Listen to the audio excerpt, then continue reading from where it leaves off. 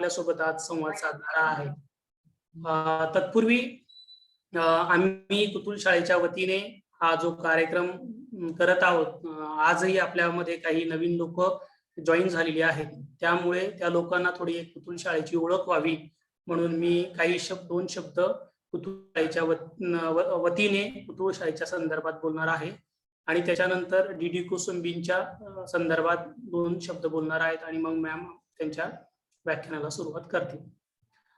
काल जी सगळे मित्रमंडळी या कार्यक्रमाला ऑनलाईन उपस्थित होती त्या सगळ्यांना माहितीच आहे की महाराष्ट्रातल्या वेगवेगळ्या विभागातली आमची आणि काही मंडळी एकत्र येऊन जी इतिहास या विषयामध्ये संशोधन करतात, इतिहास हा विषयाचं अध्ययन करतात, ही सगळी लोक एकत्र येऊन आम्ही कुतूल शाळा हा एक प्लॅटफॉर्म उभा केलेला आहे. आणि या कुतूल शाळेचा हेतू सर्वसामान्य जनतेमध्ये, लोकांमध्ये इतिहास या विषयाची साक्षरता व्हावी, इतिहास या विषयाचं लोकशिक्षण व्हावं, हा आमचा हेतू आहे. आपल्या समाजामध्ये इतिहास या विषयाविषयी मोठ्या प्रमाणात विकृतीकरण केलं जातं, इतिहासाची मोडतोड केली जाते, त्याच्यामुळे लोकांमध्ये विद्वेष पसरवला जातो इतिहासाच्या आधारे आणि इतिहासाचं चुकीचं सादरीकरण सुद्धा केलं जातं. आणि त्याच्यामुळे काय होतं तर आपला समाज दुभंगला जातो. समाजाचं मानसिक आरोग्य, समाजाचं सामाजिक आरोग्य आणि समाजाचं बौद्धिक आरोग्य या इतिहासाच्या मोडतोडीमुळे बिघडतं आणि समाजाचं पूर्ण जे हायजीन आहे ते खराब होतं. तसं होऊ नये म्हणून इतिहासाचे विद्यार्थी म्हणून ही आमची एक जबाबदारी, व्यावसायिक जबाबदारी आम्हाला वाटते की इतिहासाचे विद्यार्थी म्हणून ही आपली जबाबदारी आहे की सर्वसामान्य लोकांमध्ये इतिहासाची साक्षरता घडवून आणणे. तसेच एक लोकशाही समाजातला एक सजग नागरिक म्हणून हे आमचं एक नागरिक कर्तव्य आहे की आम्ही ज्या विषयामध्ये अध्ययन करतो, ज्या विषयाचं आम्ही व्यावसायिक काम करतो, त्या विषयाची लोकांमध्ये लोकसाक्षरता घडावी म्हणून आमची ही एक जबाबदारी आहे असे आम्हाला वाटते. आता आपल्या सगळ्यांना हाही प्रश्न पडला असेल की कुतूल शाळा हे नाव आम्ही का स्वीकारलं. तर प्राचीन भारताच्या साहित्यामध्ये, विशेषतः बौद्ध साहित्यामध्ये आपल्याला असे अनेक संदर्भ मिळतात की ज्याच्यात प्राचीन भारतामध्ये अनेक शहरांमध्ये कुतूल शाळा नावाच्या अशा शाळा असायच्या आणि त्या शाळांमध्ये वेगवेगळ्या विचारांची लोक तिथे येऊन वैचारिक वादविवाद करायची, वैचारिक संवाद करायची, आपली प्रश्न उपस्थित करायची.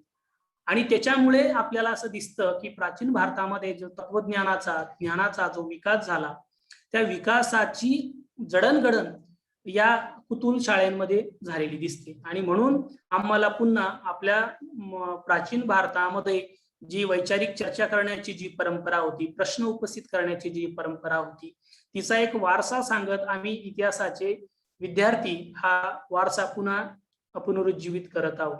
दुसरं असं की प्राचीन भारताप्रमाणेच जगभरामध्ये आणि आपल्याकडे पुन्हा मध्ययुगीन भारतामध्ये सुद्धा अनेक वेळा वैचारिक वाद विवाद, चर्चा, विचारमंथन करण्यासाठी वेगवेगळ्या प्रक्रिया झालेल्या दिसतात. जसे की स्कूल ऑफ अथेन्सची एक चर्चा आपल्याला दिसते की ज्याच्यामध्ये प्रामुख्याने चर्चा, वादविवाद होत होत्या. आणि दुसरीकडे मध्ययुगीन भारतामध्ये अकबराच्या कालखंडामध्ये जेव्हा वेगवेगळ्या धर्मांची लोक एकत्र येऊन किंवा वेगवेगळ्या धर्माची आणि पंथाची एकत्र येऊन वैचारिक वादविवाद करत आणि त्याच्यातनं आपल्याला असं दिसतं की एक वेगळा वैचारिक आणि बौद्धिक जडणघडण आपल्याला होत होती. आणि म्हणून आम्ही कुतूल शाळा हे नाव आपल्या याला घेतलेलं आहे. त्याचा हेतू जाणीव जागृती करणं आणि इतिहासाचा व्यावसायिक दृष्टिकोन सर्वसामान्य लोकांमध्ये रुजवणं. आता दुसरा मुद्दा, आज आपल्याकडे डीडी कोसंबींच्या जयंती निमित्ताने आपण हा कार्यक्रम घेत आहोत. त्याच्यामुळे डीडी कोसंबींच्या संदर्भात 2 शब्द बोलायला पाहिजेत. कालही मी पहिल्या व्याख्यानाच्या निमित्ताने डीडी कोसंबींच्या संदर्भात बोललेलो आहे. आज पुन्हा 2 शब्दांमध्ये डीडी कोसंबींची बोलतो आणि मग आमचे सहध्यायी किशोर मोरे हे डॉक्टर श्रद्धा कुंभोजकर यांची ओळख करून देतील. तत्पूर्वी डीडी कोसंबींविषयी बोलतो. भारतीय इतिहास लेखनाच्या जडणघडणीमध्ये डीडी कोसंबी यांचं अत्यंत मूलगामी योगदान राहिलेलं आहे. भारतीय इतिहास लेखनाचं जे स्थित्यंतर झालं, त्या स्थित्यंतराला वैचारिक दिशा देण्याचं काम डी कोसंबीने दिलेलं आहे. आणि म्हणून इतिहासाचे विद्यार्थ्यांची ही एक जबाबदारी आहे की डी कोसंबींची स्मृती जगवणं किंवा त्यांचा विचार पुढे घेऊन जाणं.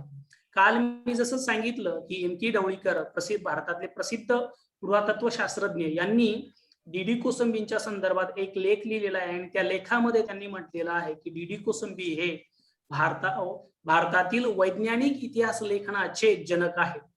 डी कोसंबींनी पहिल्यांदा भारताच्या इतिहासाच्या लेखनामध्ये वैज्ञानिक दृष्टिकोनाचा वापर करून वेगवेगळ्या इतिहास प्रकारांविषयी भाष्य केलेलं दिसतं.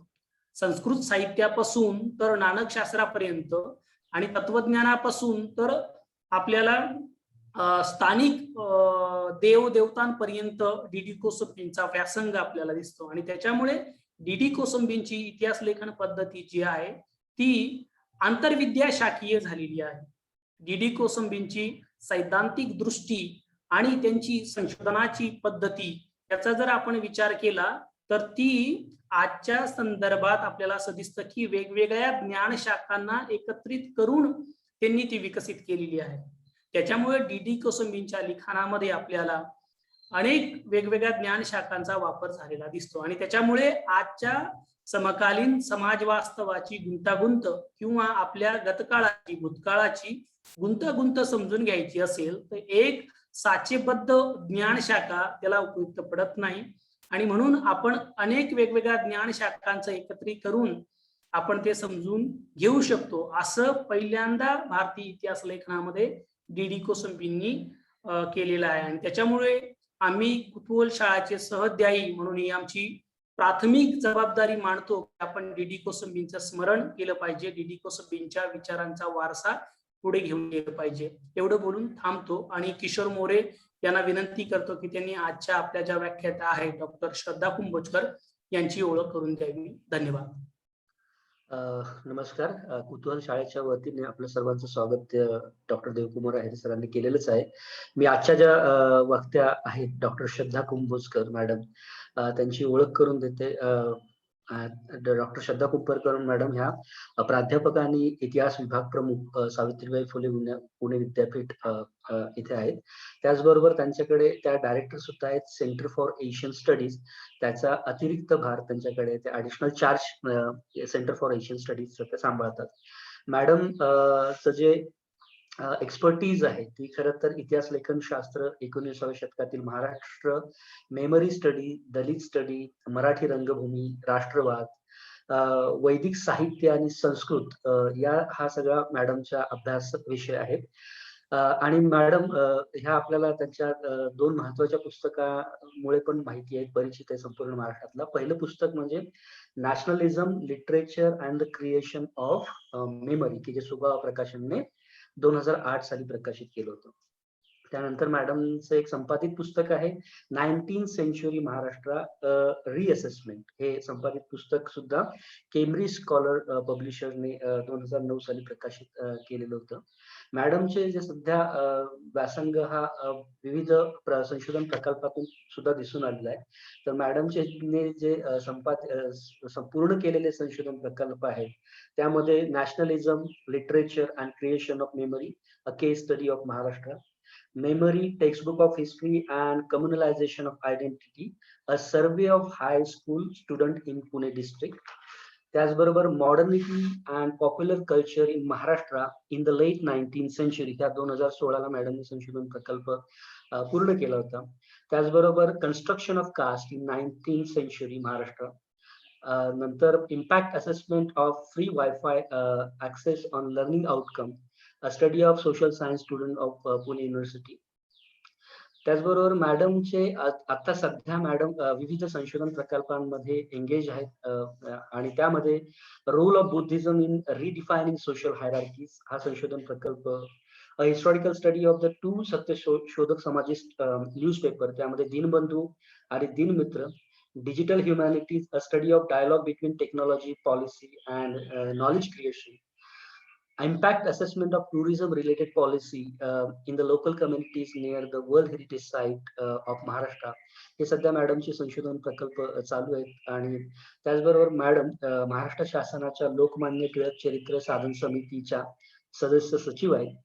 तसेच महाराष्ट्र विषयक अभ्यास करणाऱ्या जो अब्रॉड किंवा बाहेरचा ग्रुप आहे, त्या महाराष्ट्र स्टडी सेंटरच्या किंवा महाराष्ट्र स्टडी ग्रुपच्या, महाराष्ट्र स्टडी कॉन्फरन्सच्या मॅडम आयोजन समितीच्या सदस्य आहेत. त्याचबरोबर मागच्या वर्षी लोकसत्तामध्ये सुद्धा सर्वांनी मॅडमच्या सदर वाचलेली असतील. त्यामुळे लोकसत्ताने सुद्धा मॅडमना इतिहास विषयक जाणीव निर्माण करण्यासाठी लोकसत्ताने जे सदर केलं होतं त्यामध्ये मॅडम सतत वर्षभर आपल्याला त्यांच्या लिखाणातून भेटत होत्या. एवढं बोलून मी थांबतो. मी आता आजच्या आपल्या व्याख्याता डॉक्टर श्रद्धा कुंभोजकर मॅम यांना विनंती करतो की त्यांनी त्यांच्या व्याख्यानाला सुरुवात करावी. मनापासून धन्यवाद. कुतूहल शाळेचा हा उपक्रम अतिशय उत्साहवर्धक आहे. उपस्थिती तर खूपच उत्साहवर्धक आहे. सध्याची परिस्थिती अशी आहे की आपल्याला या व्हिडिओ लेक्चर्सचाही आता कंटाळा यायला लागलाय. पण असं असतानाही एवढी उपस्थिती असणं आणि काल प्राध्यापक उमेश बगाडे सरांचंही लेक्चर मी पूर्ण अटेंड केलं. उत्तम प्रश्नोत्तरं झाली. ते पाहून फार आनंद वाटला की ज्या कुतूहलासाठी, ज्या प्रश्न विचारण्याच्या क्षमतेसाठी अमर्त्य सेनांपासून ते आता आपण पाहतोय की देवकुमार सरांनी सांगितलं बुद्धिस्ट परंपरेपर्यंत आपल्याला वेगवेगळे आपली पाळमुळं जिथपर्यंत पोहोचलेली आहेत ते कुतूहल आपल्या इथे निश्चितपणे आपल्या या संवादामधून जागवलं जाईल अशी आशा वाटते. आज मी ज्या विषयावरती बोलणार आहे ते खरं म्हणजे एका पुस्तकाचा, येणाऱ्या पुस्तकाचा परिचय आहे. तो एक्झॅस्परेटिंग एसेज हे कोसंबी, दामोदर धर्मानंद कोसंबी यांनी लिहिलेलं लेखांचं एक संपादित असं एकत्रित पुस्तक होतं. आणि ह्या पुस्तकाचं मराठीमध्ये भाषांतर झालेलं नव्हतं. म्हणजे मी माझ्या विद्यार्थी असल्याच्या प्रवासापासून पाहीन तर मिथ अँड रियालिटी हे त्यांचं अतिशय सुंदर पुस्तक आणि माझं वैयक्तिक त्यांचं सगळ्यात लाडकं पुस्तक आहे. त्याचं मराठीमध्ये मला वाटतं मिथक कथा आणि पुराण कथा आणि वास्तवता या नावाने त्याचं मराठी भाषांतर झालेलं आहे. इतरही अर्थातच introduction to the study of Indian history वगैरे त्यांची जी अतिशय लोकप्रिय आणि सखोल असं इतिहास विषयक चिंतन त्यांचं दर्शवून देणारी पुस्तकं आहेत. त्यांची सगळ्यांची मराठी भाषांतर झाली आहे. पण एक 2-3 वर्षांपूर्वी असं झालं की आमच्या लक्षात आलं की अरे या एक्झॅस्परेटिंग एसेसचं काही मराठीमध्ये भाषांतर झालेलं नाहीये. आणि त्यामुळे मुद्दाम थोडा प्रयत्न आम्ही केला. आपली केंद्र सरकारची एक योजनाही होती. त्या योजनेमधनं विद्यापीठ आणि इतिहास विभागाच्या ते टीचिंग लर्निंग सेंटर असं ज्याला म्हणतात त्या माध्यमातून आम्हाला एक छोटंसं अनुदानही मिळालं. आणि आमचे अनुवादक, भाषांतरकार मित्र अवधूत डोंगरे यांनी हे काम करायला आनंदाने संमती दर्शवली. या सगळ्यामधनं हे भाषांतर तयार झालं. आणि अतिशय आनंदाची गोष्ट अशी की लोकवाङ्मय गृह ही अर्थातच त्यांनी त्यांच्या होमपेजवरच लिहिलेलं आहे की त्यांना उत्तम अशा समाज रचनेबद्दल चिंतन करणाऱ्या विचारांचा मराठीमध्ये आणणं आणि ते मराठीमध्ये प्रसृत करणं हे त्यांचं ध्येय आहे. तर त्या लोकवाङ्मय गृह या प्रकाशन संस्थेने हे पुस्तक प्रकाशित करायला खूप सहजपणे मान्यता दिली. आणि आता या महिन्यामध्ये ते पुस्तक आपल्या हातामध्ये येईल. म्हणजे खरं तर कालच ते पुस्तकाचं प्रकाशन व्हावं असा आमचा अशी सगळ्यांची इच्छा होती, विचार होता. परंतु पाऊस, लॉकडाऊन या सगळ्या परिस्थितीमध्ये ते काही अजून शक्य झालं नाही. पण त्याचं आता प्री बुकिंग सुरू झालेलं आहे. मग या निमित्ताने असं वाटलं की आपण डी.डी. कोसंबींची आठवण जागवतोय तर ती एका खास विशिष्ट पुस्तकाला घेऊन की जे मराठीमध्ये आतापर्यंत पोचलेलं नव्हतं, अशा पुस्तकाला घेऊन या आठवण जागवली तर पुस्तकाबद्दल थोडीशी लोकांना परिचय होईल, उत्सुकताही वाटेल मनामध्ये. अशा हिशोबाने हा संतापजनक निबंध हे या मराठी पुस्तकाचं जे नाव आहे त्याचा परिचय करून द्यावा असा आज आमचा विचार आहे. पुस्तकाचं टायटल असं आहे संतापजनक निबंध, शीर्षक असं आहे संतापजनक निबंध, विरोध विकासी पद्धतीचं उपयोजन, ऍप्लिकेशन ऑफ डायलेक्टिकल मटेरियलिझम. तर सुरुवातीपासूनच कोसंबींची काल जसं बगाडे सरांनी सांगितलं की आपल्याला स्तिमित करणारी अशी आंतरविद्याशाखीय दृष्टी कोसंबींची आपल्याला ह्या पुस्तकामध्ये दिसते. त्यांचा खोडकरपणा दिसतो, त्यांचा सेन्स ऑफ ह्युमर, विनोदाची एक सूक्ष्म विनोदाची आणि धारदार विनोदाची त्यांची बुद्धी आपल्या लक्षामध्ये येते. जशी आपण उदाहरणं पाहू तसं हे सांगता येईलच आणखीन स्पष्ट करून. पण असं अनेकविध विषयांवरती त्यांनी वेगवेगळ्या काळामध्ये लिहिलेल्या लेखांचं हे संकलन आहे, संतापजनक निबंध. तर याच्या टायटल पासूनच खरं म्हणजे आपल्या कुतूहलाला सुरुवात होऊ शकते की संताप कशासाठी. एखाद्या गोष्टीचा आपल्याला संताप येणं ही चांगली गोष्ट आहे का? तर त्याबद्दल कोसंबी स्वतःच पुस्तकाच्या ब्लर्बमध्ये मलपृष्ठावरचा जो त्यांनी करून दिलेला परिचय आणि प्रस्तावनेमध्ये म्हणतात की ह्या पुस्तकामध्ये मी जसे विचार मांडलेले आहेत मूर्तिभंजक स्वरूपाचे अर्थातच त्यांचे विचार आहेत की आपल्या सगळ्यांच्या मनामध्ये असणाऱ्या ज्या धारणा असतात की अमुक अमुक म्हणजे थोर, अमुक अमुक म्हणजे त्यांचा व्यासंग वादातीतच आहे, त्याला काही कोणी प्रश्न विचारू शकत नाही, अशा सगळ्या ढोबळ धारणांना धक्के मारणारी आणि म्हणून कदाचित जे लोक पोथीनिष्ठ असतील मग ते भले मार्क्सवादी असोत, नेहरूप्रेमी असोत, समाजवादी असोत किंवा कुठल्याही बाजूचे असोत, अशा सर्व लोकांना कदाचित त्यांच्या धारणांना धक्का बसल्यामुळे संताप येऊ शकतो, एक्झॅस्परेट होऊ शकतात, त्यांना वैताग येऊ शकतो. अशा हिशोबाने त्यांनी या निबंध संग्रहाला हे नाव दिलेलं आहे की वाचणाऱ्याला दमछाक करतील, त्याला वैताग देतील, त्याला अस्वस्थ करतील. पण अस्वस्थता ही अर्थातच काही वाईट गोष्ट नाही. अस्वस्थता असल्याशिवाय आत्मतृप्तीला धक्का लागणं शक्य नाही. त्यामुळे अस्वस्थता ही अजिबातच वाईट गोष्ट नाही, हे यामधलं कोसंबींचं गृहीतक जे आहे अझम्पशन ते आपल्याला मला वाटतं मान्य करायला काही हरकत नाही. आणि असं नावापासूनच धक्के देणारं हे पुस्तक कुठल्या कुठल्या क्षेत्रामध्ये कोसंबींच्या बुद्धीचा लिलया संचार होत होता हे आपल्याला त्याचा आपण जसजसं आतमध्ये शिरतो तसतसं त्या पुस्तकामधून आपल्याला त्यांच्या या लिलया सगळीकडे संचार करणाऱ्या बुद्धीचा परिचय करून देतं असं मला वाटतं. पुस्तकाच्या सुरुवातीलाच कोसंबींनी नेहरूंचं एक त्यांच्या नेहरूंच्या आत्मकथनामधलं अवतरण इथं दिलेलं आहे. आणि नेहरूंचं म्हणणं मार्क्सवादाबद्दल काय आहे हे कोसंबी पुस्तकाच्या सुरुवातीला उद्धृत करतात. हे मला अतिशय हृदय वाटतं. खास करून याच पुस्तकात पुढे एक त्यांचा लेख आहे जो नेहरूंच्या डिस्कव्हरी ऑफ इंडिया, भारताचा शोध या पुस्तकाचं परीक्षण करणारा, नेहरूंवरती टीका करणारा असाही लेख आहे.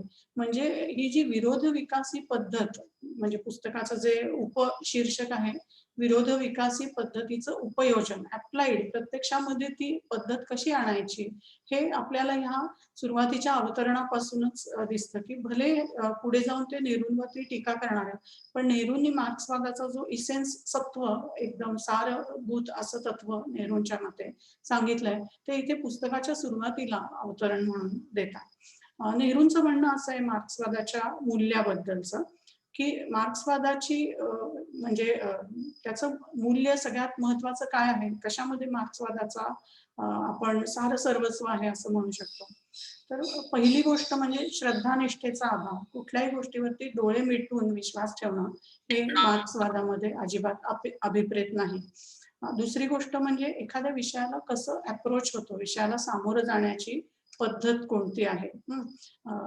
पुन्हा एकदा सश्रद्धपणे प्रश्न न विचारता डोळे मिटून कुणीतरी थोर माणसाने सांगितलंय म्हणून असं न करता दरवेळेला एखाद्या विषयाच्या भौतिक अंगाने, एखाद्या विषयाबद्दलचे ताणेबाणे काय आहेत, त्या विषयाच्या शक्य होता होय तो जितक्या बाजूंनी आपल्याला त्याचं आकलन करून घेता येईल त्या बाजू बघून मग आपलं मत बनवणं, ही मनाची मोकळीक जी आहे ती मार्क्सवादामध्ये अभिप्रेत आहे असं नेहरू सांगतात.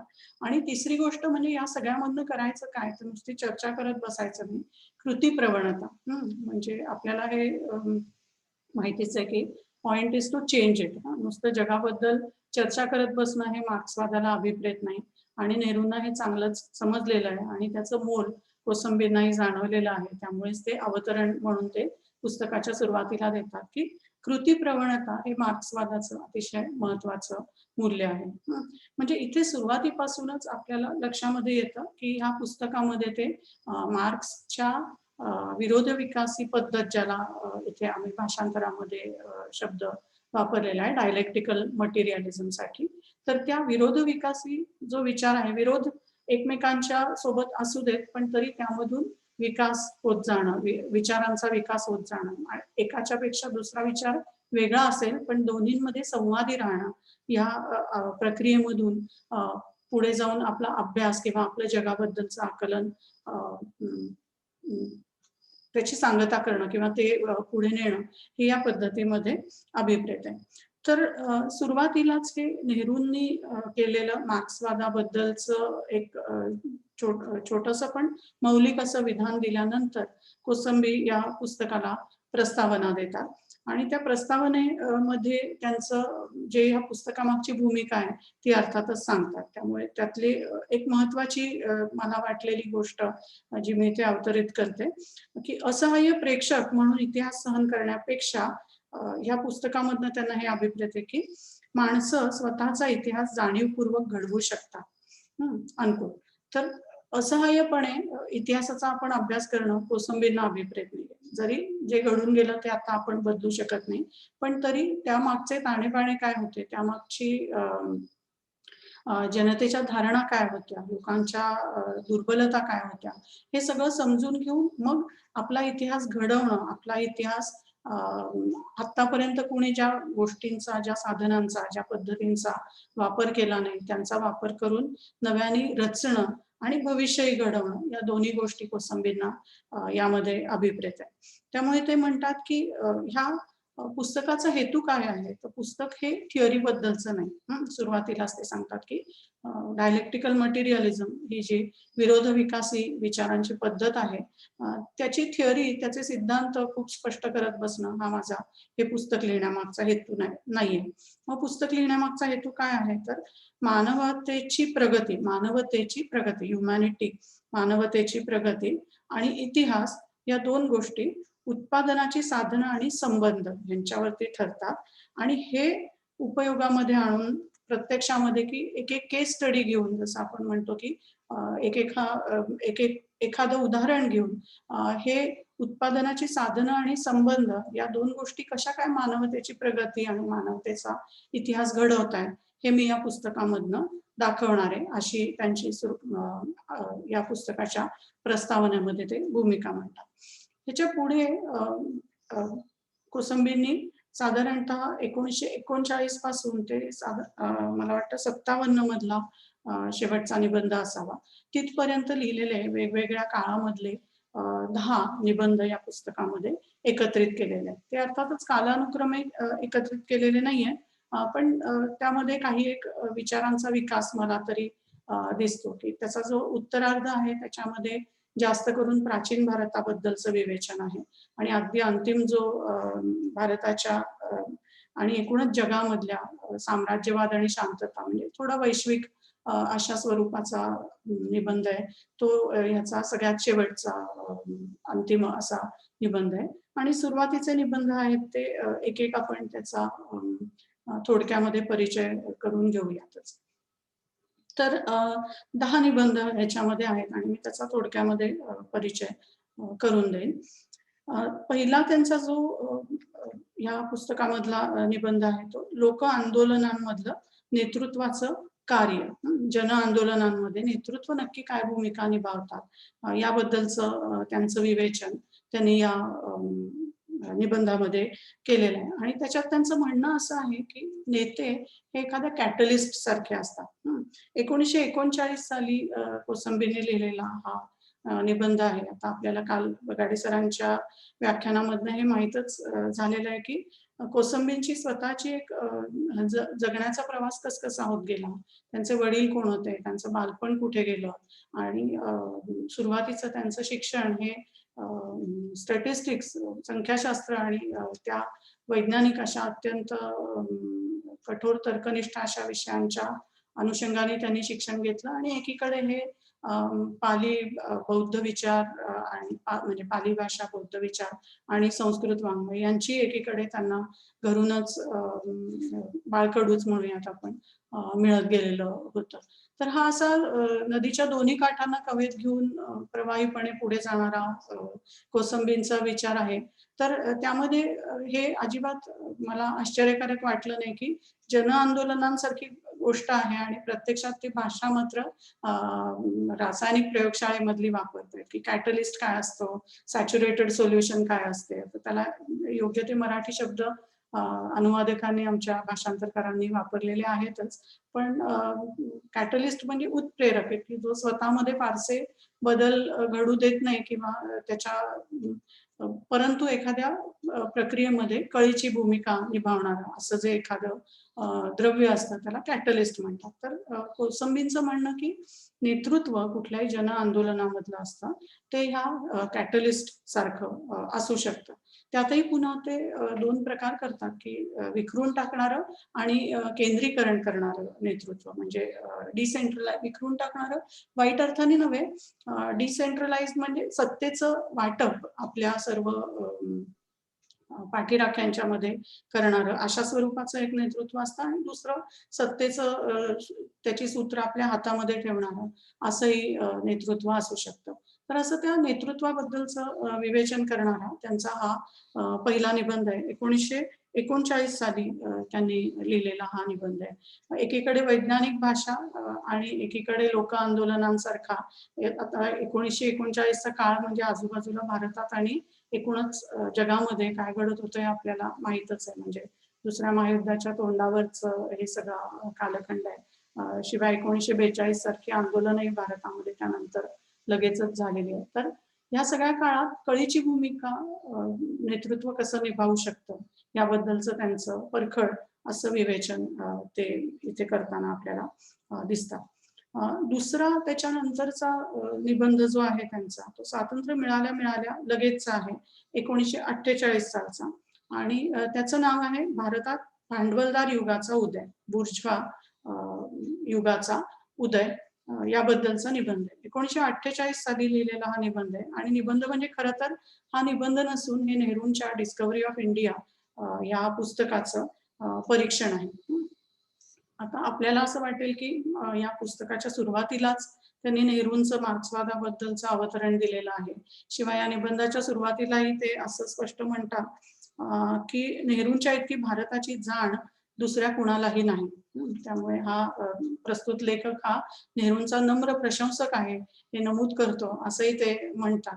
म्हणजे एकीकडे ते नेहरूंच्या नेतृत्वाबद्दल, त्यांच्या प्रज्ञेबद्दल, त्यांच्या जी समज आहे नेहरूंची भारत देशाच्या राजकीय, सामाजिक, आर्थिक वास्तवाची त्याबद्दल त्यांना मनामध्ये खूप आदर आहे आणि तरी सुद्धा हे भारताचा शोध म्हणजे भारताच्या एवढ्या प्रचंड मोठ्या इतिहासाचा जो विस्तीर्ण असा पट आहे त्या पटाबद्दल नेहरूंनी लिहिलेलं जे पुस्तक आहे त्याबद्दल ते परखडपणे टीका करायला अजिबात मागे पुढे पाहत नाही.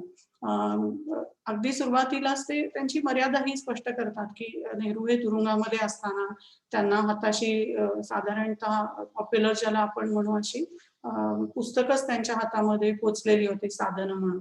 असं असतानाही नेहरूंनी ते पुस्तक लिहिलेलं आहे आणि बऱ्यापैकी त्यांनी आपली जी त्या पुस्तकामधनं त्यांना जे म्हणायचं होतं ते साध्य झालेलं आहे हेही कबूल करतात.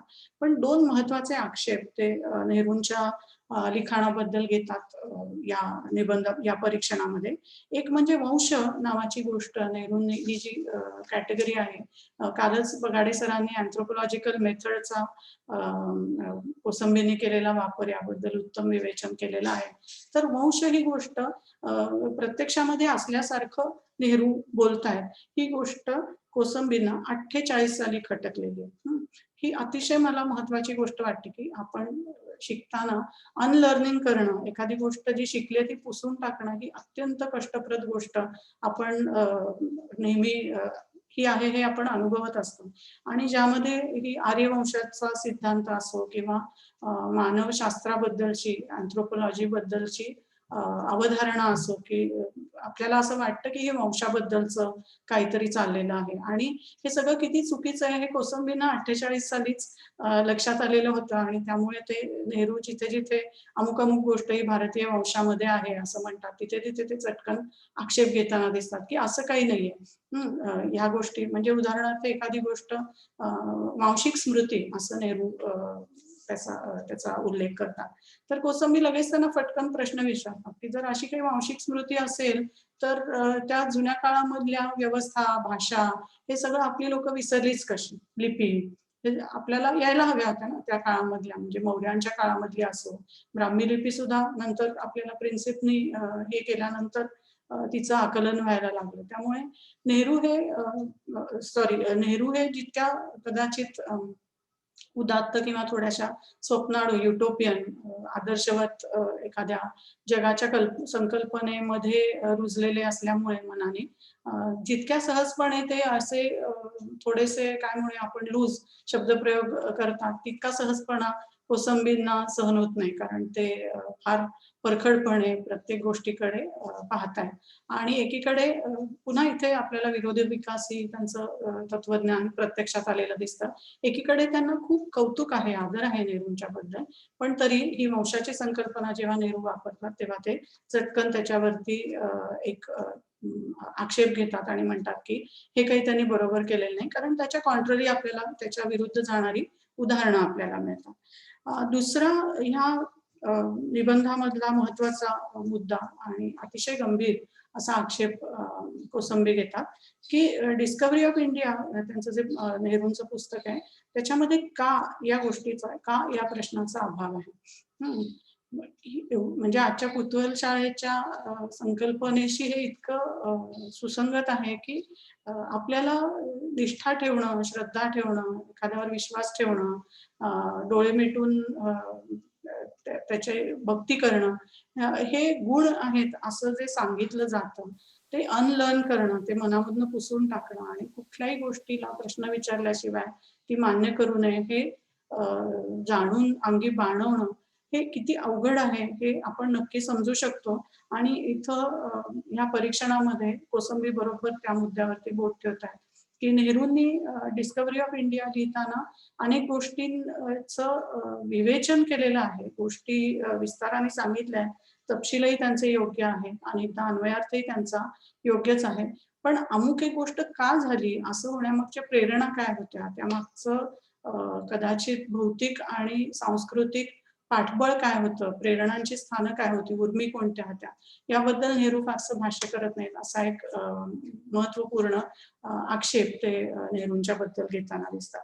तर हे नेहरूंच्या पुस्तकाचं कोसंबींनी केलेलं परीक्षण 1948 साली केलेलं परीक्षण. यानंतरचा त्यांचा जो निबंध आहे पुस्तकामध्ये संतापजनक निबंध या पुस्तकामध्ये तो त्याचं नाव आहे भारतातील वर्गरचनेविषयी. मंथली रिव्ह्यू हे जे न्यूयॉर्क मधनं निघणारं नियतकालिक आहे त्याच्यामध्ये 1954 साली कोसंबींनी लिहिलेला हा निबंध आहे जो या पुस्तकामध्ये समाविष्ट केलेला आहे.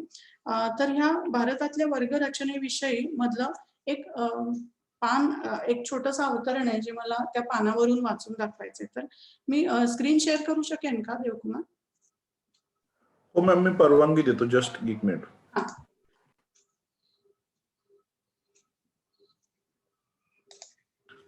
करता येईल मॅम आता स्क्रीन शेअर. थँक्यू. इथं हा जो दिसतोय स्क्रीन? Yes ma'am. 45 नंबरच्या पानावरती बरोबर हा जो उजवीकडे खालचा परिच्छेद आहे तो जरासा छोटा असल्यामुळे मी वाचूनही दाखवते, ज्यांना शक्य आहे त्यांनी जरूर तो पाहावा सुद्धा. की या सगळ्या पार्श्वभूमीवरती भारतातील वर्गरचनेविषयी असं त्यांनी लिहिलं. या सगळ्या पार्श्वभूमीवर भारतासाठीचा उपाय समाजवाद हाच आहे आणि हा उपाय केवळ प्रगत देशांनाच नव्हे तर मागास देशांना सुद्धा उपयुक्त आहे आणि तो जर अंमलात आला नाही तर नियोजन हे निष्फळ ठरेल. पण भारतीय भांडवलदार वर्ग ज्याप्रमाणे यंत्र आयात करतो त्याप्रमाणे सगळ्या गोष्टी अपयशी ठरल्यावर राजकारणामध्ये अद्ययावत भांडवली सुधारणा सुद्धा आयात केल्या जातील. म्हणजे समाजवादाचा दीर्घ पल्ल्याचा संभाव्य पर्याय म्हणून फॅशिझमची आयात होईल असा अर्थ यामधून निघतो. हे कोसंबी आपल्याला 1954 साली सांगतात. आणि शक्तिशाली पुरुषाची गरज आणि त्यासाठीची प्रारूप उपलब्ध असताना हे सहजगत्या होऊ शकतं, हा धोका आपल्याला कोसंबी 1954 साली सांगतात. आणि त्या सगळ्याच्या माग त्यांचं म्हणणं असं आहे की इथली जी वर्गीय रचना आहे, ज्यामध्ये लोक तात्पुरत्या स्वरूपाच्या हातमिळवणी करतात आणि मग नंतर जेव्हा आपल्याला विशिष्ट वर्ग तत्काळ तात्पुरत्या संघर्षासाठी उपयुक्त ठरतात, तेव्हा त्यांना हे भांडवलदार लोक हाताशी धरतात आणि नंतर यूज अँड थ्रो प्रमाणे त्यांना कायदा आणि सुव्यवस्थेचं भय दाखवून शांत बसायला भाग पाडलं जातं, असं विविध उदाहरणांच्या माध्यमामधनं त्यांनी या निबंधामध्ये दाखवून दिलेलं आहे. तर प्रेसिएंट ज्याला म्हणतात की द्रष्टेपणाची त्यांच्या कोसंबींच्या आपल्याला प्रत्यय येतो, प्रचिती येते, असा हा निबंध वर्गरचनेविषयी. यानंतरचा त्यांचा जो निबंध आहे पुस्तकामधला तो चीनमधल्या क्रांतीविषयी हा निबंध आहे. आणि इथे आमचे भाषांतरकार अवधूत डोंगरे यांना चांगलीच मजा आलेली असणार आहे अनुवाद करताना, भाषांतर करताना, कारण यामध्ये आणि आणखीनही भर्तृहरीच्या निबंधामध्ये त्यांनी भाषांतरकाराच्या टीपेमध्ये त्यांचे स्वतःचे जे काही कोसंबींनाही काय म्हणूया त्यांच्याशी प्रतिवाद करणारे असे त्यांचे जे म्हणणं आहे ते त्यांनी भाषांतरकारांच्या टीपेमध्ये दिलेले आहे. तर ही एक त्या विरोधविकासी पद्धतीची आणखी पुढची पायरीच असं आपण म्हणू शकतो. चीनमधल्या क्रांतीविषयी हा जो कोसंबींचा निबंध आहे तो 1957 मध्ये मंथली रिव्ह्यू न्यूयॉर्कमध्येच प्रकाशित झालेला आहे. यामध्ये अर्थातच कोसंबींचंही थोडंसं स्वप्नाळूपणा आपल्याला दिसून येतो की चीनमध्ये गुन्हे होत नाहीयेत किंवा तिथे चोऱ्यामाऱ्या होत नाहीयेत, लोकांना साधारणतः एकूण सगळं खूपच चांगलं चाललंय असं त्यांना 57 साली जे त्यांनी जो समाज पाहिला त्यावरनं वाटत होतं. आणि त्यावरून त्यांनी त्यांचं जे काही आकलन चीनमधल्या क्रांतीबद्दलचं मांडलेलं आहे ते तर आपल्याला निश्चितपणे दिसतं. त्याबद्दलचे साधार असे काय म्हणूया म्हणणं जे आहे ते आपल्या भाषांतरकारांनी टीपेमध्ये दिलेलंच आहे. C.D. देशमुखांनीही याबाबत कोसंबींबाबत जे म्हणणं मांडलं होतं तेही टीपांमध्ये आपल्याला पाहायला मिळतं की कोसंबींचं हे चीनबद्दलचं आकलन हे थोडंसं स्वप्नाळू असं आहे, असं C.D. देशमुखांचंही मत होतं. पण एनिवे क्रांतीविषयी कोसंबींना जरी किती ममत्व वाटत असलं आणि त्यांचा इथे डावेपणा स्पष्ट अगदी सुस्पष्ट आपल्याला दिसतोय आणि तो लपवण्याची ते काही त्यांना तसदी घेत नाही किंवा त्यांना गरज वाटत नाही की ठीक आहे हा माझा पूर्वग्रह असेल तरी आहे, त्याचा कुणी प्रतिवाद करावा हे त्यांनी प्रस्तावनेमध्ये म्हटलेलंच आहे. तर यामध्ये एक महत्वाची गोष्ट ते या चीनमधल्या क्रांतीविषयीच्या निबंधाच्या सांगतेकडे जेव्हा जातात तेव्हा ते मांडतात की भारत सरकारच्या बाबतीमध्ये काय आहे, चीनमध्ये या सगळ्या छान गोष्टी झाल्या पण भारतामध्ये काय आहे, तर ते 4-5 महत्वाच्या गोष्टी तिथे नोंदवतात की कर वसुली मध्ये खूप बॅकलॉग आहे. सगळ्यांपर्यंत आपण कर जे सरकार आहे ते कर वसुलीचं जे जाळं आहे ते सर्वत्र पोहोचवू शकत नाही. त्यामुळे अनेक लोक याची कर आपल्याकडे म्हणजे त्यांच्याकडनं जितका योग्य कर यायला हवा तेवढं सरकार घेऊ शकत नाही असं ही एक त्रुटी ते दाखवतात. 57 साली भारत सरकारची महागाई, अन्नाची अन्न धान्य हे महाग होतंय याकडे लक्ष वेधतात आणि सावकारी आणि नफेखोरी म्हणजे मॅक्रो इकॉनॉमिक्स ज्याला म्हणतो आपण की भारताच्या आणि एकूण जागतिक अर्थव्यवस्थेचं जे एक बृहत असं चित्र, मोठं व्यापक असं जे चित्र आहे त्याचं कोसंबींचं आकलन आपल्याला या निबंधामधून निश्चितपणे लक्षामध्ये येतं की यांना व्यक्ती म्हणून एखाद्या माणसाला काय टोचतंय तर त्या टोचणीची पाळंमुळं कुठल्या व्यवस्थेमध्ये पोचली आहे हे सहजगत्या, त्या वेदनेची पाळंमुळं कुठं नक्की आहे हे सहजगत्या कोसंबींना समजतं आणि त्याकडे ते बोट दाखवायला अजिबात मागे पुढे पाहत नाहीत हे आपल्याला त्यांच्या या निबंधामधनं लक्षात येतं. यानंतरचा त्यांचा जो निबंध आहे तो मला व्यक्तिशः अतिशय आवडलेला निबंध आहे. विज्ञान आणि स्वातंत्र्य या नावाचा त्यांचा निबंध आहे. यामध्ये सगळ्यात महत्त्वाच्या गोष्टी म्हणजे मला असं वाटतं की त्यांनी 2 गोष्टींची खूप सुंदर आणि सोपी अशी व्याख्या केलेली आहे. एक म्हणजे ते म्हणतात की स्वातंत्र्य म्हणजे काय? तर ते म्हणतात स्वातंत्र्य म्हणजे आवश्यकतेची दखल घेणं. काय गोष्टी आवश्यक आहेत याची दखल घेणं, समजून घेणं म्हणजे स्वातंत्र्य. आणि त्याला ते म्हणतात की ही अभिजात मार्क्सवादी व्याख्या आहे आणि त्याला ते म्हणतात की मी पुढे जी जोड देतोय ती विज्ञान म्हणजे काय? तर विज्ञान म्हणजे त्या आवश्यकतेचं आकलन. लोकांची गरज काय आहे? समाजाची गरज काय आहे? एखाद्या वस्तूची, प्राण्याची, कशाचीही गरज काय आहे ती समजून घेणं, आवश्यक काय आहे हे आकलन करून घेणं म्हणजे विज्ञान. तर अशा स्वातंत्र्याची आणि विज्ञानाची व्याख्या त्यांनी या विज्ञान आणि स्वातंत्र्य नावाच्या लेखाच्या सुरुवातीलाच केली आहे. आणि त्यातलं त्यांचं प्रमुख प्रतिपादन असं आहे की वैज्ञानिक तपासणीची जी दिशा आहे, आपण कशावर रिसर्च करतो त्याची जी दिशा आहे ती समाज रचनेच्या पायांकडे वळवायला हवी. समाजाच्या सगळ्यात खालच्या स्तरामध्ये पायाभूत असणारे जे घटक आहेत, ज्या गोष्टी आहेत, ज्या संरचना आहेत, संस्था आहेत, त्यांच्याकडे तपासणीची दिशा जर का आपली वळली नाही तर त्या विज्ञानाला स्वातंत्र्याची जी एकूण म्हणजे समाजाला जी स्वातंत्र्याकांक्षा असते त्या स्वातंत्र्याकांक्षेला विज्ञान काही मदत करू शकणार नाही. त्यामुळे विज्ञानाचं खरं काम काय तर त्या वैज्ञानिक तपासणीची दिशा समाज रचनेच्या पायांकडे वळवणं आणि अर्थातच समाज बदलणं हे खरं काम आहे असं त्यांनी याच्यामध्ये म्हटलेलं आहे. हे त्यांचं अवतरण मी उद्धृत केलं की समाज बदलणं, वैज्ञानिक तपासणीची दिशा समाज रचनेच्या पायांकडे वळवणं हे खरं काम आहे. अंकुर. तर हा विज्ञान आणि स्वातंत्र्य या गोष्टींचा सहसंबंध दाखवणारा त्यांचा निबंध. इथे साधारणतः आपण त्या पुस्तकाच्या मध्याशी येतो. हे 5 निबंधांबद्दल आपण बोललो. आता इथून पुढचे जे 4 निबंध आहेत ते तसं पाहिलं तर प्राचीन काळामधले निबंध आहेत. ज्यातला सगळ्यात सुरुवातीचा आणि कालदृष्ट्याही जुना 1939 साली त्यांनी लिहिलेला निबंध आहे सॉक्रेटिसच्या खटल्याबद्दल. तर पुन्हा हेही आपल्या कुतूहल शाळेमध्ये परिचयामध्ये तुम्ही उल्लेख करूनच दिलेला आहे की स्कूल ऑफ अथेन्स. तर ग्रीको रोमन परंपरेपर्यंत आपण आपल्या ह्या प्रश्न विचारण्याची कुतूहलाची पाळंमुळं निश्चितपणे नेऊ शकतो. भारतामध्ये बौद्ध परंपरा आहे. तत्पूर्वीची सुद्धा वेदांमध्ये, उपनिषदांमधलीही आपल्याकडे प्रश्न विचारण्याची परंपरा आहे. तर कुठल्याही जगामध्ये म्हणजे मला वाटतं केशवसुतांची कविता आहे की जिकडे जावे तिकडे माझी भावंडे आहेत. तर जगातल्या कुठल्याही परंपरेमध्ये जिथे कुठे आपल्याला कुतूहल, जिथे कुठे प्रश्न विचारणं, मोकळीकीने संवाद साधणं मिळत असेल ते जरूर आपण आपलंसं मानलं पाहिजे.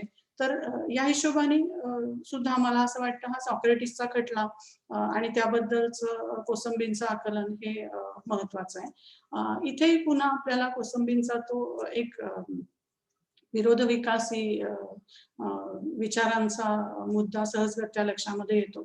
एरवी आपण जेव्हा सॉक्रेटिस आणि प्लेटो आणि त्या तत्वज्ञांचा विचार करतो तेव्हा बहुतेक वेळेला आपल्या मनामध्ये आदरभाव असतो की यांनी जे विचार मांडले, व्यक्ती स्वातंत्र्याच्या दिशेने मांडले किंवा आणखीन जे काय त्यांचं म्हणणं असेल, न घाबरणं किंवा आपल्या विचारांशी ठाम राहणं या सगळ्याचं प्रतीक म्हणून आपण तो विषाचा प्याला पिणारा सॉक्रेटिस ही प्रतिमा आपल्या मनामध्ये रुजलेली असते. पण त्या सगळ्याची चर्चा करून सुद्धा कोसंबी असं म्हणतात की सॉक्रेटिसला आणि हाच आक्रोश मला असं वाटतं की डॉक्टर आंबेडकरांनी पुढं मांडलेला आहे की तुम्हाला किंवा महात्मा फुल्यांनीही मांडलेला आहे की तुम्हाला इंग्रज सरकारपासून स्वातंत्र्य हवंय आणि आपल्याच देशामधल्या बांधवांना तुम्ही अस्पृश्य मानता आणि त्यांच्या स्वातंत्र्याची मात्र तुम्हाला कशी काय काही चाड नाही. तर त्याला पॅरलल जाणारा साधारण प्रश्न इथं कोसंबी विचारताना आपल्याला दिसतात. आणि ते म्हणतात की हा सॉक्रेटिसला जो आतला आवाज असं सॉक्रेटिस म्हणतो की माझ्या आतल्या आवाजाने मला सांगितलं की तू हे काही मान्य करू नको आणि विषाचा प्याला प्यायलास तरी तुला हरकत नाही. तर ते म्हणतात की या आतल्या आवाजाला गुलामांना सुद्धा मोकळीक हवी आहे हे कसं काय नाही कळलं. म्हणजे कोसंबींना हा असा प्रश्न विचारावा असा वाटतोय की त्या सॉक्रेटिसच्या दृष्टीने समाजामधली माणसं कोण होती? माणसं म्हणजे तत्कालीन जे ज्याला आपण पेट्रिशियन म्हणू अशी, म्हणजे थोडक्यात उच्चभ्रू आणि मध्यमवर्गीय त्यातल्या त्यात जी लोक होती तीच माणसं होती. ह्याच्या पलीकडे जे गुलाम होते त्यांना कुठल्याही प्रकारचे मानवी हक्क नव्हते आणि त्यांनाही मोकळीकीची, स्वातंत्र्याची गरज आहे हे सॉक्रेटिसच्या लक्षात कसं बरं आलं नसेल, असा प्रश्न इथे कोसंबी सॉक्रेटिसच्या बद्दल उपस्थित करताना दिसतात. त्यामुळे त्यांची ही मूर्तिभंजक कथा आपल्याला जागोजागी प्रत्ययाला येत असते. यानंतरचा त्यांचा जो निबंध आहे भारतामधल्या बौद्ध धर्माचा ऱ्हास 1958 साली त्यांनी लिहिलेला आहे. आणि पुन्हा एकदा मी कालच्या उमेश बगाडे सरांनी सांगितलेल्या कोसंबींच्या व्यक्तिगत तपशिलांकडे तुमचं लक्ष वेधू इच्छिते की त्यांचे वडील धर्मानंद कोसंबी हे बौद्ध धर्माचा जाणीवपूर्वक स्वीकार केलेले आणि बौद्ध धर्माच्या तत्वज्ञानाचे अतिशय प्रकांड असे अभ्यासक होते. तत्कालीन जागतिक जे काही बौद्ध धर्माबद्दलचे विचारक असतील त्या सगळ्यांच्या दृष्टीने धर्मानंद कोसंबी हे अतिशय महत्वाचे असे मार्गदर्शक होते आणि त्यांना सन्माननीय अतिथी म्हणून हार्वर्डमध्ये बौद्ध तत्वज्ञानाचा आणि ग्रंथांचा अर्थ लावण्यासाठी बोलवलं गेलेलं होतं. तर ह्या पार्श्वभूमीवरती म्हणजे बुद्धिझम म्हणजे काय गोष्ट आहे याची प्राथमिक साधनांमधनं असणारी माहिती कोसंबींना ह्या दामोदर धर्मानंद कोसंबींना आहे हे लक्षात घेऊन आपल्याला त्यांचं या बौद्ध धर्माच्या ऱ्हासाबद्दलचं आकलन हे पाहायला पाहिजे. आणि ते असं म्हणतात की अनेक कारण बौद्ध धर्माचा भारतामध्ये का ऱ्हास झाला याबद्दलची आपल्याला देता येतील. परंतु त्यामध्ये त्यांनी महत्वाची जी 3-4 कारणं दिलेली आहेत ते म्हणजे एकतर महायान पंथाचा उदय आणि त्यामधला जो सगळा बडेजाव बौद्ध धर्मामध्ये शिरलेला होता, त्यामुळे बौद्ध धर्म परवडेन असा झाला होता, हे एक त्यांचं म्हणणं आहे. दुसरं म्हणजे प्रशासनाची जी व्यवस्था होती ती हळूहळू सरंजामी उतरंडीच्या हातामध्ये गेलेली दिसते आणि त्यामुळे बौद्ध धर्मामधला जो समतेचा विचार आहे तोही प्रत्यक्षामध्ये आणणं हे अशक्यवत झालेलं होतं. तिसरी गोष्ट अशी कोसंबी मांडतात की बौद्ध धर्माच्या तत्वज्ञानामधली जी प्रमुख मुद्दे होते अहिंसेसारखे, तर ते आउटसाइड बुद्धिझम ऑल्सो बौद्ध धर्माच्या बाहेरच्या विचारकांनी सुद्धा सहजगत्या मान्य केलेले होते. म्हणजे आपण त्याला सांस्कृतिक अपहरण ज्याला म्हणतो, कल्चरल अप्रोप्रिएशन. तर अहिंसा ही गोष्ट इथल्या अनेक धर्मीय अभिजनांनी अंगीकृत केली आणि मग त्यामुळे बौद्ध धर्माचं जे वेगळेपण आहे ते नष्टप्राय झाल्यासारखं झालं. हा एक त्या ऱ्हासाचा प्रमुख कारण कोसंबी आपल्याला सांगतात. आणि सगळ्यात महत्वाची गोष्ट म्हणजे, आणि हा एक आक्षेप आपल्याला नेहमी मार्क्सवादी आणि ऐतिहासिक भौतिकतावादाचा किंवा या विरोधी विकासी पद्धतीचा वापर करणाऱ्या विचारवंतांबद्दल हा आक्षेप नेहमी घेतला जातो की या लोकांनी जातीबद्दल विश्लेषण फार कमी केलेलं दिसतं. तर इथे ह्या स्पेसिफिक निबंधामध्ये कोसंबी जातीचा खास उल्लेख करताना आपल्याला दिसतात आणि ते असं म्हणतात की गावामधल्या उत्पादकांमध्ये आज्ञाधारकपणा यावा यासाठी इथे जातीचा प्रादुर्भाव झाला किंवा ती जात ही व्यवस्था उदयाला आली आणि अधिकाधिक घट्ट होत गेली असं इथे ते अगदी थोडक्यामध्ये, तपशिलामध्ये जात नाहीत ते, परंतु थोडक्यामध्ये का होईना कोसंबींनी इथे ह्या जाती व्यवस्थेचा आणि तिच्या उदयाचा उल्लेख केलेला दिसतोय. बौद्ध धर्माच्या ऱ्हासाबद्दलचा जो निबंध आहे 1958 साली त्यांनी लिहिलाय तो. मला असं इच्छा आहे की तेही स्पेसिफिक पान शक्य झालं तर शेअर करता यावं. Page number 89.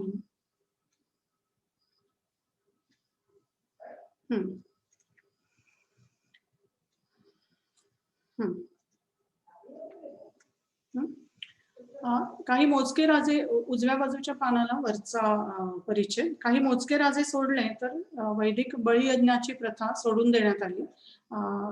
आता बळाचा अतिरेकी वापर न करता गावामधल्या उत्पादकांमध्ये आज्ञाधारकपणा कसा रुजवायचा ही नवीन समस्या निर्माण झाली आणि हे धर्माद्वारे साध्य करण्यात आलं, पण बौद्ध धर्माद्वारे नव्हे. गावांमधली वर्गरचना आता जात म्हणून दृश्यमान झाली. बौद्धांनी जातीचा कायमच अभेद केला आणि पुढे सगळं या रूढींचं पालन करण्यासाठी बौद्ध साधूंना प्रतिबंध करण्यात आलेला होता वगैरे वगैरे. परंतु ही जातीच्या उदयाबद्दलचं एक थोडक्यामधलं त्यांचं जे म्हणणं आहे ते इथे कोसंबींनी मांडलेलं आपल्याला दिसतं.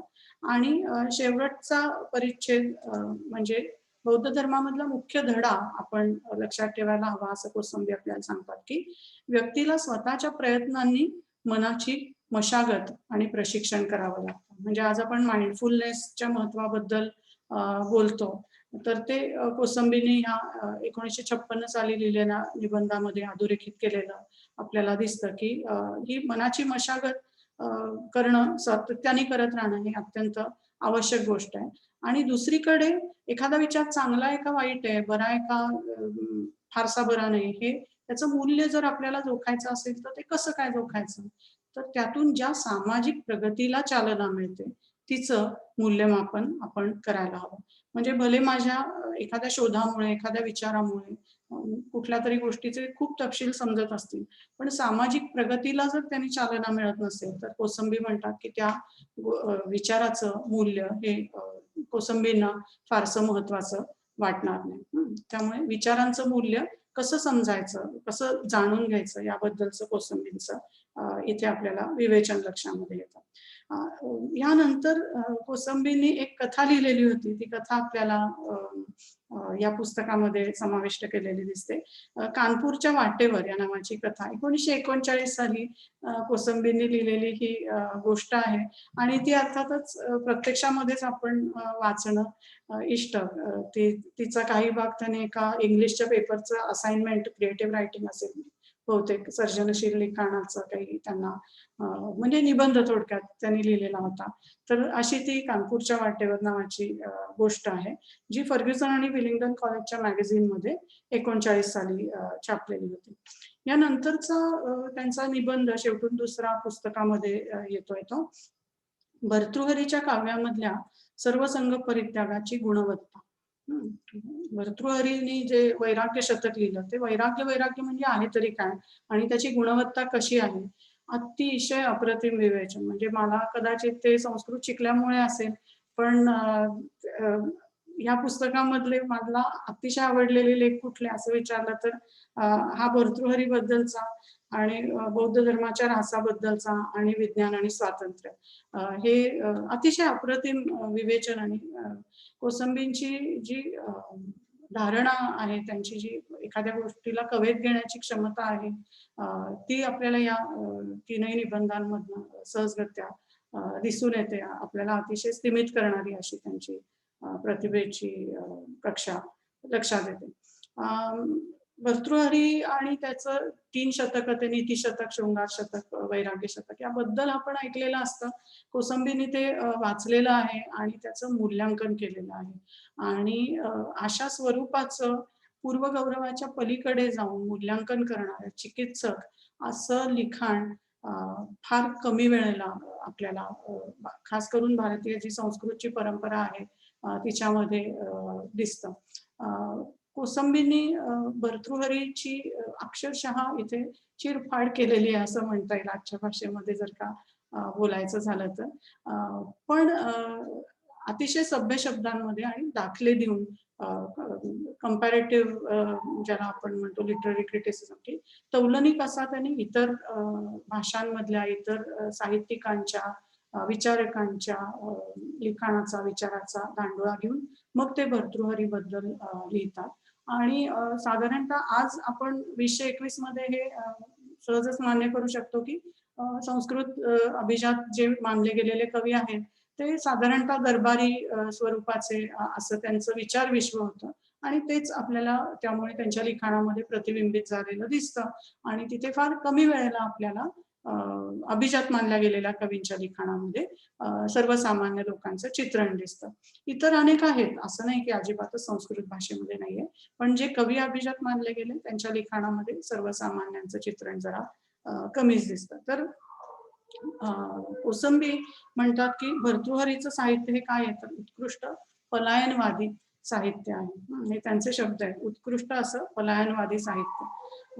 आणि हे पलायनवादी साहित्य आहे, पण त्याला तात्विक सौंदर्याचा देखावा हा आपण निर्माण केलेला आहे असं ते म्हणतात. की अनेकदा लोकांना असं वाटतं की आपल्याला तर अशा छानदार गोष्टी वाचायला आवडतात, पण समाजाला वाटेल की अरे हे काय बघतायत, मग आपण त्याच्यामध्ये काहीतरी तात्विक सौंदर्य शोधून नाही नाही ह्या तात्विक कारणांसाठी आम्ही ही गोष्ट करतोय असं सांगतो. तर या दृष्टीने कोसंबी टीका करतात की भर्तृहरीचं साहित्य हे खरं म्हणजे पलायनवादी साहित्य आहे आणि त्याबद्दल आजच्या वाचकांनी तो एक तात्विक सौंदर्याचा देखावा उभा केलेला दिसतो. सोदाहरण ते विवेचन करतात, पण ते अर्थातच वेळेच्या अभावी मी तिथपर्यंत जाणार नाही. ते असंही सांगतात की वर्गीय आकांक्षा आणि दुर्बलता भर्तृहरीच्या काव्यामधून त्याच्या स्वतःच्या व्यक्ती म्हणून त्याच्या वर्गीय आकांक्षा काय होत्या आणि त्याच्या दुर्बलता काय होत्या हे सहजगत्या उघड होतं आणि त्यामुळेच तो त्याचं जे मर्यादित असणार असं विचार विश्व आहे ते कोसंबी अधोरेखित करतात. शेवटचा त्यांचा जो निबंध आहे या पुस्तकामधला त्याचं नाव साम्राज्यवाद आणि शांतता. आपल्याला माहिती आहे की कोसंबी हे अण्वस्त्रांच्या विरोधामध्ये असणाऱ्या आंतरराष्ट्रीय संघटनेचे सक्रिय सभासद होते आणि हा लेख त्यांनी लिहिलेला आहे ज्यामध्ये ते वेगवेगळ्या पद्धतींनी शांतता ही गोष्ट आपल्याला कशी मिळवता येईल ह्या शीतयुद्धाच्या काळामध्ये लिहिलेला लेख आहे. तर शांतता आणि एक शाश्वत अशी शांतता आपल्याला मिळवायची असेल तर त्यामध्ये साम्राज्यवादाचा मुकाबला कसा करता येईल अशा स्वरूपाचं विवेचन या शेवटच्या लेखामध्ये त्यांनी केलेलं आहे. इथेही पुन्हा ते स्वातंत्र्याची व्याख्या अधोरेखित करतात की स्वातंत्र्याची व्याख्या काय, तर आवश्यकतेला दिलेली मान्यता. एखादी गोष्ट आवश्यक आहे याला मान्य करणं, दखल घेणं, मग अशी शब्द वापरला होता म्हणजे स्वातंत्र्य. आणि इथे त्यांनी एक महत्वाचा विचार मांडलाय की विज्ञान ही गोष्ट काटेरी कुंपणाच्या आड भरू शकत नाही. त्यामुळे विज्ञानाला मोकळीक असली पाहिजे, विचारांना मोकळीक असली पाहिजे, संवादी असलं पाहिजे आणि राजसत्तांनी या विज्ञानामध्ये काम करणाऱ्या जी माणसं आहेत त्यांना मोकळीक दिली पाहिजे. आपल्या आपल्या इच्छेनुरूप त्यांनी संशोधन करावं अशी अपेक्षा ठेवू नये अशा गोष्टी कोसंबी या लेखामध्ये सुद्धा मांडतात. अगोदरच्या विज्ञान आणि स्वातंत्र्यामध्येही त्याचं सूचन त्यांनी केलेलं आहे, पण ह्या शेवटच्या लेखामध्ये खास करून त्यांनी म्हटलंय की काटेरी कुंपणाच्या आड विज्ञान भरू शकत नाही. आणि शेवटचं त्यांचं सांगणं असं आहे की जर आपल्याला शांतता हवी असेल तर काय करायला हवं, तर सर्वसामान्य लोकांनी सामूहिक अशी कृती करायला हवी.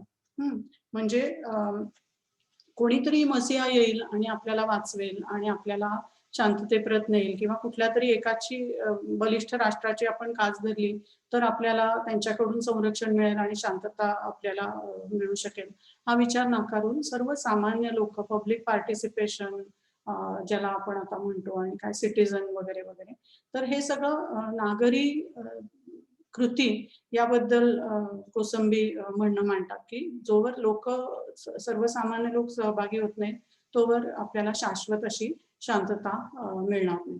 तर या 10 निबंधांमधून कोसंबींनी या संतापजनक निबंधांमधून केलेली जी मांडणी आहे ती एक तर त्यांच्या प्रज्ञेचे जे वेगवेगळे आविष्कार आहेत ज्या ज्या क्षेत्रांमध्ये ती सहजगत्या संचार करते त्यामुळे आपल्याला स्तिमित करणारं असं हे पुस्तक मला वाटतं. आतापर्यंत ते मराठीमध्ये नव्हतं आणि आता सुदैवाने आपल्या ते मराठीमध्ये येत आहे, त्यामुळे आपण जरूर हे पुस्तक सर्वांनी घ्यावं आणि वाचावं असं मी आवाहन करेन. आणि आणखीन काही कोणाला बोला विचारायचं असेल तर ते प्रश्नोत्तरांमध्ये होईल, पण आता इथे थांबते. इथे मला या पुस्तकाचा परिचय आणि आपल्या सगळ्यांशी संवाद साधण्याची संधी दिल्याबद्दल कुतूहल शाळा संयोजकांचे आभार मानते. धन्यवाद. आपण आपला बहुमोल देऊन कुतूहल शाळेच्या इथे व्याख्यानासाठी आला त्याबद्दल कुतूहल शाळेच्या सगळ्या सदस्यांच्या वतीने आपलेही आभार मॅम. आता आपण काही प्रश्न घेणार आहोत. ज्यांना चॅट बॉक्स मध्ये प्रश्न करायचे असतील त्यांनी चॅट बॉक्स मध्ये प्रश्न लिहायचे आणि ज्यांना विचारायचे असतील त्यांनी फक्त हँड रेज करायचा आम्ही तुम्हाला अनम्यूट करू आणि मग तुम्ही प्रश्न विचारा. आपल्याकडे ऑलरेडी एक प्रश्न आलेला आहे संजय सोनटके यांचा. मी आमचे मित्र आणि सहध्यायी किशोर मोरे यांना विनंती करतो की त्यांनी चॅट बॉक्स मध्ये जे आपल्याला प्रश्न आले ते वाचावे. खरं म्हणजे मला दिसतोय देवकुमार चॅट बॉक्स. मॅम मग तुम्ही हा चालेल, तुम्हाला जर तसं सोयीचं असेल तुम्ही वाचून तुम्ही ठीक चालतंय. ओके. संजय सोनटक्के सरांचा असा प्रश्न आहे की सांस्कृतिक अपहरण हे चांगलं की वाईट, आणि ते सांस्कृतिक प्रगती करते की अडथळा निर्माण करते, आणि इतिहासकारांनी सांस्कृतिक अपहरणाकडे कसं पाहावं. तर थँक्यू संजय, मला ह्या प्रश्नाबद्दल अधिक बोलण्याची संधी दिल्याबद्दल. सांस्कृतिक अपहरण हे चांगलं वाईट असं आपल्याला बसवता येत नाही खरं म्हणजे, कारण की आपण अनेक गोष्टी, उदाहरणार्थ आता करोना आला आणि आपण सगळ्यांनी ही दूरदृश्य प्रणाली किंवा आभासी पद्धतीने बोलण्याची जी तंत्र कौशल्य आहे ही शिकून घेतली. ही काही आपल्या संस्कृतीमध्ये फार पूर्वीपासून होती असं म्हणता येत नाही, पण ती आता आपल्या संस्कृतीचा भाग झालेली आहे. त्यामुळे सांस्कृतिक एखादी गोष्ट दुसऱ्याची आपण घेणं किंवा सांस्कृतिक देवाणघेवाण होणं ही वाईट नाही, पण अपहरण करणं हे चांगलं आहे की वाईट आहे? तर अपहरण ही कुठलीच गोष्ट अर्थातच वाईट आहे. अपहरण आहे, ते नुसतं घेतलं नाहीये किंवा दिलं नाहीये, तर ते अपहरण आहे, वाईट गोष्ट आहे. का अपहरण असतं? तर जेव्हा एखाद्या गोष्टीचं आपण अपहरण करतो तेव्हा त्याच्या मूळ मालकाला आपण त्या गोष्टीपासून वंचित करत असतो, त्याच्या मूळ मालकाला आपण त्याचं योग्य ते श्रेय देत नसतो, आणि जणू काही ती गोष्ट आपलीच आहे असं आपण दाखवत असतो. म्हणजे हा आपला खोटेपणाही आहे आणि आपला अनैतिक असं वागणं आहे की दुसऱ्या संस्कृतीमधली, दुसऱ्या प्रदेशामधली गोष्ट जणू काही आपली आहे म्हणून आपण ती खपवत असतो आणि त्याचे फायदे आपण घेत असतो. त्यामुळे सांस्कृतिक अपहरण ही गोष्ट चांगली, देवाणघेवाण चांगली आहे का वाईट आहे? देवाणघेवाण निश्चित चांगली आहे. अपहरण करणं ही गोष्ट चांगली नाही. आपण अनेक दुसऱ्या संस्कृतींमधल्या गोष्टी आनंदाने घेत असतो, आपल्या संस्कृतीमधल्या गोष्टी अनेक जण घेत असतात. शेजारच्यांकडे ज्या पद्धतीने चांगला रस्सा होतो तो मला आवडला तर मी त्या पद्धतीने रस्सा करायला शिकेन, किंवा एखादा दुसऱ्या कोणी वापरलेला शब्दप्रयोग असेल जो मला आवडला तर तो शब्दप्रयोग मी करेन. फक्त त्यामध्ये हे मूळचं माझंच आहे असं दाखवून जर फायदा तुम्ही कुठला लाटत असाल तर ते अपहरण ठरतं. देवाणघेवाणीला अर्थातच हरकत नाही, अपहरणाला निश्चितपणे हरकत आहे. तर ह्या सांस्कृतिक अपहरणामुळे प्रगती होते की अडथळा निर्माण होतो? तर निश्चित अडथळा. देवाणघेवाणीबद्दल बोलत नाही, पुन्हा एकदा अपहरणाबद्दल बोलते. अपहरण हे अडथळा निर्माण करणारं असतं, कारण की ज्या संस्कृतीमधली ती गोष्ट आहे, उदाहरणार्थ वारली पेंटिंग समजा आपण उदाहरण घेऊया, की मी उद्या वारली चित्र काढायला सुरुवात केली आणि खूप छान तंत्र वगैरे वापरलं आणि समजा मला ती चांगली जमायला लागली आणि इथे मी पुण्यात बसले त्यामुळे चांगलं मार्केट मिळालं आणि माझं एक चित्र 1 लाख रुपयाला विकलं गेलं. तर जो होणारा फायदा आहे तो त्या कलेचा मूळ आविष्कार करणाऱ्या ज्या वारली समाजाला मिळायला हवा तो त्यांना न मिळता मला मिळतोय, आणि त्याच्यामध्ये खरं तर माझं काही योगदान नाही मार्केटिंग सोडलं तर. त्यामुळे हे अपहरण होणं हे माझ्या दृष्टीने मला पैसे मिळवून देणारं आहे, पण हे नैतिकदृष्ट्या अर्थातच माझ्याही दृष्टीने योग्य नाही.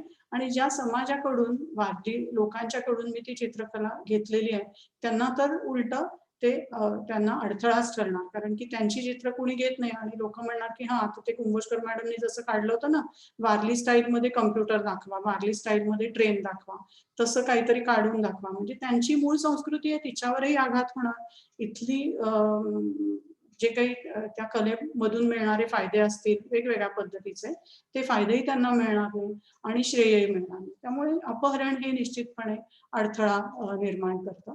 आणि इतिहासकारांनी सांस्कृतिक अपहरणाकडे कसं पाहावं? तर सगळ्याच गोष्टींकडे इतिहासकारांनी हे होता होई तो ऑब्जेक्टिव्हली, होता होई तो वस्तुनिष्ठतेने पाहायला पाहिजे, पण मनामध्ये ही जाणीव जागती ठेवायला पाहिजे की तसं शक्यही नसतं. कारण की मी आता जे उदाहरण घेतलं वारली पेंटिंग्स बद्दलचं, तर ह्याच्याकडे मी इतिहासकार म्हणून बघेन तेव्हा कुठेतरी माझ्या मनामध्ये वेदना निर्माण होईल की अरे या एका समाजाने या कलेचं तंत्र, आविष्कार, पद्धत हे शोधलं आणि दुसऱ्याच कोणीतरी त्याचं श्रेय घेतलंय. त्यामुळे माझी सहानुभूती जर माझ्या मनात असेल, काही सहभाव असेल, तर तो त्या वारली कलाकारांच्या आणि संस्कृतीच्या लोकांच्याच बाजूने असेल. त्यामुळे पूर्णतया वस्तुनिष्ठ अशी भूमिका इतिहासकारांना घेता पण येत नाही. पण तरी सुद्धा निदान त्यांचं आकलन करून घेणं आणि कोसंबींनी जसं केलं तसं त्या त्या ठिकाणी त्याच्यावरती बोट ठेवणं, न घाबरता, न डगमगता आणि भीडभाड न ठेवता, म्हणजे काय करू आता धरून या बीड, निशंक हे तोंड वाजविले, तसं बीड न धरता इतिहासकारांनी जर का गोष्टींवरती बोट ठेवलं, दाखवून दिलं की नाही ही ही गोष्ट घडलेली आहे आणि ती योग्य नाही असं मला उपलब्ध पुराव्यांवरून वाटतं, तर निश्चितपणे आपण कोसंबींच्या परंपरेच्या दिशेने त्या पाऊल वाटेवरती एखादं पाऊल छोटंसं का होईना टाकलं असं मी म्हणेन. त्यामुळे अपहरणाबद्दलचा हा प्रश्न आणि अजून बौद्ध धर्माच्या ऱ्हासाच्या कोसंबींनी दिलेल्या स्पष्टीकरणावरती अधिक प्रकाश पुस्तकामध्येच टाकलेला आहे. पूर्ण लेख आहे सागर त्याच्यामध्ये ऱ्हासाच्या बद्दलचा. आता अर्थातच वेळेच्या मर्यादेमुळे मी 10 लेखांचा अगदी 2-3 मिनिटांमध्येच परिचय करून दिला, परंतु हे पुस्तक आपल्याला लोकवाङ्मय गृहाने सवलतीच्या दरामध्ये सध्या उपलब्ध करून दिलेलं आहे आणि ते फेसबुकवरती त्याची सगळी प्रसिद्धी केलेलीच आहे, किंवा मलाही संपर्क करता येईल किंवा अहिरे सरांना संपर्क करता येईल. महत्वाची गोष्ट ही की कोसंबी जे बौद्ध धर्माच्या ऱ्हासाबद्दल बोलतात त्यामध्ये ही विरोध विकासी पद्धत ते वापरतात आणि भौतिक स्वरूपाची अशी त्यांची मांडणी आहे की प्रत्यक्ष जगण्यामध्ये कुठल्या कुठल्या गोष्टी होत होत्या. म्हणजे मगाशी मी 3-4 मुद्दे त्याच्यामधले सांगितले की तात्विक गोष्टी ज्या होत्या अहिंसेसारख्या त्या लोकांनी स्वतःच अंगीकारल्या आणि त्याच्यामुळे मग बौद्ध धर्माचं काही वेगळेपण राहिलं नाही. परंतु या मी इथे अधोरेखित केलेले मुद्दे सोडून आणखीनही अनेक गोष्टी कोसंबी त्याच्यामध्ये त्या लेखामध्ये बोलतात की उदाहरणार्थ व्यापारी आणि व्यापारी मार्गांवरती असणारी जी ठिकाणे जुन्नर कारल्यापासून सर्व ठिकाणांचा त्यांनी उल्लेख केलेला आहे की इथली मिळणारं पेट्रोनेज, इथलं मिळणारं जे आश्रयदातृत्व आहे त्याच्याबद्दलही ते विवेचन करतात. अनेकविध गोष्टी त्यांनी त्याच्यात मांडल्या, पण वेळेअभावी मी आणि उत्सुकता कायम राहावी या हेतूने सगळ्या सांगत नाही. आणि अजून प्रश्न, जबाबदार कोण आहेत आणि पुनरुज्जीवनासाठी योजना काही सांगितल्या नाहीयेत. मेश्राम सरांचा प्रश्न आहे या बौद्ध धर्माचा ऱ्हास यातील निष्कर्ष काय, त्याला जबाबदार कोण आहेत आणि बौद्ध धर्माच्या पुनरुज्जीवनासाठी काही उपाययोजना सांगितलेल्या आहेत का? नाही, उपाययोजना निश्चितच त्यांनी तसं काही म्हटलेलं नाहीये, पण त्यांचं म्हणणं आहे की हा जो ऱ्हास आहे भारतामधला इसवी सनाच्या साधारणतः 7व्या शतकाच्या आसपासची गोष्ट ते सांगतायत आणि ते म्हणतात की हे एकीकडे सामंतशाहीचा उदय आपल्याला होताना दिसतोय, दुसरीकडे तात्विक पातळीवर बौद्ध धर्माची तत्व लोकांनी ऑलरेडी अंगीकृत केलेली आहेत आणि तिसरीकडे भौतिक दृष्ट्या पाहिलं तर त्याला आश्रयदातृत्व त्याचं कमी होताना दिसतंय वेगवेगळ्या वर्गांमधलं आणि जाती व्यवस्था अधिकाधिक कठीण होती आणि बौद्ध धर्मामध्ये तर जातीला अजिबातच कुठेही सपोर्ट नाहीये. या अनेकविध कारणांमुळे तो ह्रास होतोय असं ते म्हणतात आणि पुनरुज्जीवनाचा मात्र त्यांच्या मध्ये काही उल्लेख नाहीये. ते स्वतः अर्थात त्यांनी डॉक्टर आंबेडकरांनी केलेलं जे धर्मांतर आहे त्याचे ते त्या काळामध्येच असल्यामुळे त्यांना त्याची पूर्ण कल्पना होती, परंतु तशा दिशेने त्यांनी काही उपाययोजना सांगितलेली नाही. डॉक्टर बळीराम जाधव यांचा प्रश्न आहे की आपला प्राचीन इतिहास लिखित स्वरूपात कमी उपलब्ध असण्यामध्ये आपलं वातावरण आणि आपला दृष्टिकोन कारणीभूत आहे का? हो, निश्चितच. याबद्दल कोसंबी स्वतः सुद्धा बोलतात की प्राचीन भारताबद्दल कुठलंही ठोस विधान करायचं म्हणजे जरा अडचणीचं आहे आणि ह्याच पुस्तकात नव्हे तर दुसऱ्या introduction to the study of history आणि इतरही पुस्तकांमध्ये ते हे सांगतात की लिखित स्वरूपात नसू देत आणि इथे कोसंबींचं पुन्हा म्हणजे मगाशी अहिरे सर म्हणालेच की कोसंबींनी भारतीय इतिहासाच्या आकलनाला एक वेगळी दिशा दिली. तर जे आकलन एका साचेबद्ध पठडीमधनं आयदर तुम्ही खणा तरी नाहीतर वाचा तरी, उत्खनन तरी नाहीतर लिखित पुरावे तरी, ह्याच्या पलीकडे कोणी काही बघायला तयार नव्हतं. आणि इथे एक मी छोटी वैयक्तिक आठवणही सांगू इच्छिते की कॉलेजमध्ये असताना मी पहिल्यांदा ते मिथन रियालिटीचं पुस्तक वाचायला घेतलं आणि मला ते आधीच इंग्रजी मीडियम नसल्यामुळे भाषा अवघड वाटायला लागली वगैरे वगैरे. पण चित्र मी बघत होते त्याच्यामध्ये मीरा कोसंबींनी काढलेली चित्र आहेत, ती जी मी आवृत्ती वाचली होती त्याच्यामध्ये.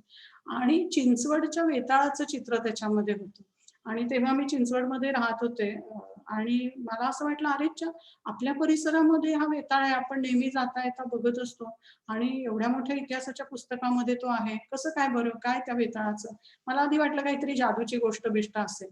पण मग नंतर बघितलं तर हे म्हणजे जिथे क्रॉसरोड्स, रस्ते जिथे एकमेकांना छेद देतात, तिथल्या देवतांबद्दलचं विवेचन होतं. आणखीनही इतर अनेक, काल बगाडे सरांनी त्याबद्दल विवेचन केलेलं आहे, त्यामुळे मी डिटेलमध्ये जात नाही. पण अशा आपण सहजासहजी रस्त्याने जाता जाता ज्या गोष्टी बघतो त्या सुद्धा इतिहासाचे पुरावे असू शकतात. याची जाणीव भारतीय इतिहासालाच करून देण्याचं अत्यंत महत्वाचं आणि खरं म्हणजे त्या काळाच्या हिशोबाने धक्कादायक असं काम कोसंबींनी केलेलं आहे. की ह्या मार्गदेवता असतील किंवा आणखीनही अनेक गोष्टी, मायक्रोलिथ्स असतील, धनगर लोकांचे येण्या जाण्याचे म्हणजे मायग्रेशनचे मार्ग असतील, ह्या सगळ्या गोष्टींमध्ये कोसंबींना ऐतिहासिक सांस्कृतिक तथ्य दिसतही होती आणि ती खरोखरच त्यांनी सिद्धही करून दाखवली. त्यामुळे लिखित स्वरूपामध्ये आपल्या देशामध्ये जी इतिहासाची कमी साधन आहे त्याला कोसंबींनी जोरदार काय म्हणूया आपण, त्या कमतरतेला कोसंबींनी भरून काढतील अशी वेगळी साधनं वापरायला सुरुवात केली. हे त्यांचं मोठेपण आहे. वातावरण आणि दृष्टिकोन त्याच्यामध्ये कारणीभूत आहे का? तर हो, आपल्याला ज्ञानबंदी होती हे माहितीच आहे आपल्याकडे. त्यामुळे निम्म पॉप्युलेशन तर स्त्रिया होत्या. आणखीन उरलेल्या लोकांना जाती व्यवस्थेमुळे शिक्षणाची यावरती बंदी होती आणि जे तथाकथित शिक्षण होतं ते सुद्धा जास्त करून घोकंपट्टीचं शिक्षण होतं. त्यामुळे ज्ञानबंदी हा आपल्या देशाच्या म्हणण्यापेक्षा एकूण दक्षिण आशियाई सगळ्याच प्रदेशांमध्ये असणारा प्रमुख प्रॉब्लेम होता, जो आता 20व्या शतकामध्ये आपल्याला सोडवण्याच्या दिशेने आपण पावलं टाकायला लागलोय. अजून प्रश्नांमध्ये शांततेचे मार्ग कोणते सांगता येतील? इथे कोसंबींनी खरोखरच, कुद्दूस शेख यांचा प्रश्न आहे शांततेचे. देवकुमार, तुम्ही हात वर केला काय? हो मॅम, मी नंतर, मला एक प्रश्न आहे पण मी नंतर विचारेन चॅट बॉक्स मधले संपल्यावर. शांततेचे मार्ग कोणते सांगता येतील? तर कोसंबींच्या मते कोणते मार्ग? तर ते एकतर विज्ञाननिष्ठा ही अतिशय महत्वाचं मूल्य म्हणून ते आपल्याला सांगतात. आणि विज्ञान म्हणजे नुसतं विज्ञान नव्हे, तर मोकळीक असलेलं विज्ञान. आणि त्या विज्ञानाचं काम काय आहे, कशासाठी विज्ञान? तर ते म्हणतात की विज्ञान हे समाज बदलण्यासाठी आणि समाजाचं, ते मगाशीच मी शब्द त्यांचा वाचून दाखवले.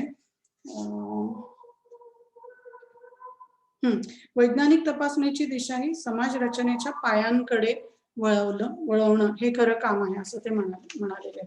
तर ती समाज रचनेचा जो पाया आहे, ते पायापासून समाजामध्ये जर का गोष्टी सुधारायला लागल्या, काही बदल व्हायला लागले, तर विज्ञानाने तसे प्रयत्न करावे म्हणजे शांतता प्रस्थापित होईल असं कोसंबींचं एकूण म्हणणं दिसतं.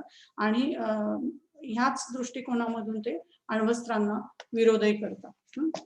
ते हेही म्हणतात की अन्न हे सुद्धा एक प्रकारचं अस्त्र आहे. हा अतिशय महत्वाचा मुद्दा मगाशी बोलताना सुटला साम्राज्यवाद आणि शांततेच्या निबंधामधला, की अन्न मिळू देणं, न मिळू देणं, कमी मिळवू देणं, किंवा कुठलं अन्न कुणाला खायला अलाउड करणं आणि म्हणजे परवानगी असणं आणि नसणं, या सगळ्या गोष्टींच्या दृष्टीने पाहिलं तर अन्न हे सुद्धा एक मोठं अस्त्र आहे असं कोसंबी इथे म्हणताना आपल्याला दिसतात.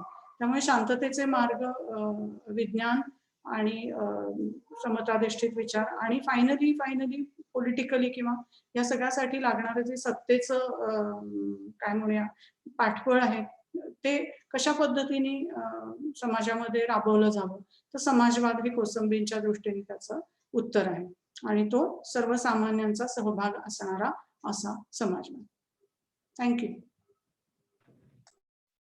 मॅम, माझा असा एक प्रश्न आहे की ज्या काळामध्ये डी कोसंबी भारतामध्ये भारतीय इतिहासाविषयी लिहित आहेत, त्याच काळामध्ये युरोपामध्ये आपल्याला असं दिसतं की पारंपरिक मार्क्सवादाच्या आर्थिक अग्रवादाला नाकारत सांस्कृतिक मार्क्सवादाची फ्रँकफर्ट स्कूलमध्ये चर्चा होते आणि फ्रान्समध्ये एकूणच मार्क्सवादाच्या मूलभूत संकल्पना नाकारत अनाल्स हिस्टोरिग्राफीचा सुद्धा उदय होतो.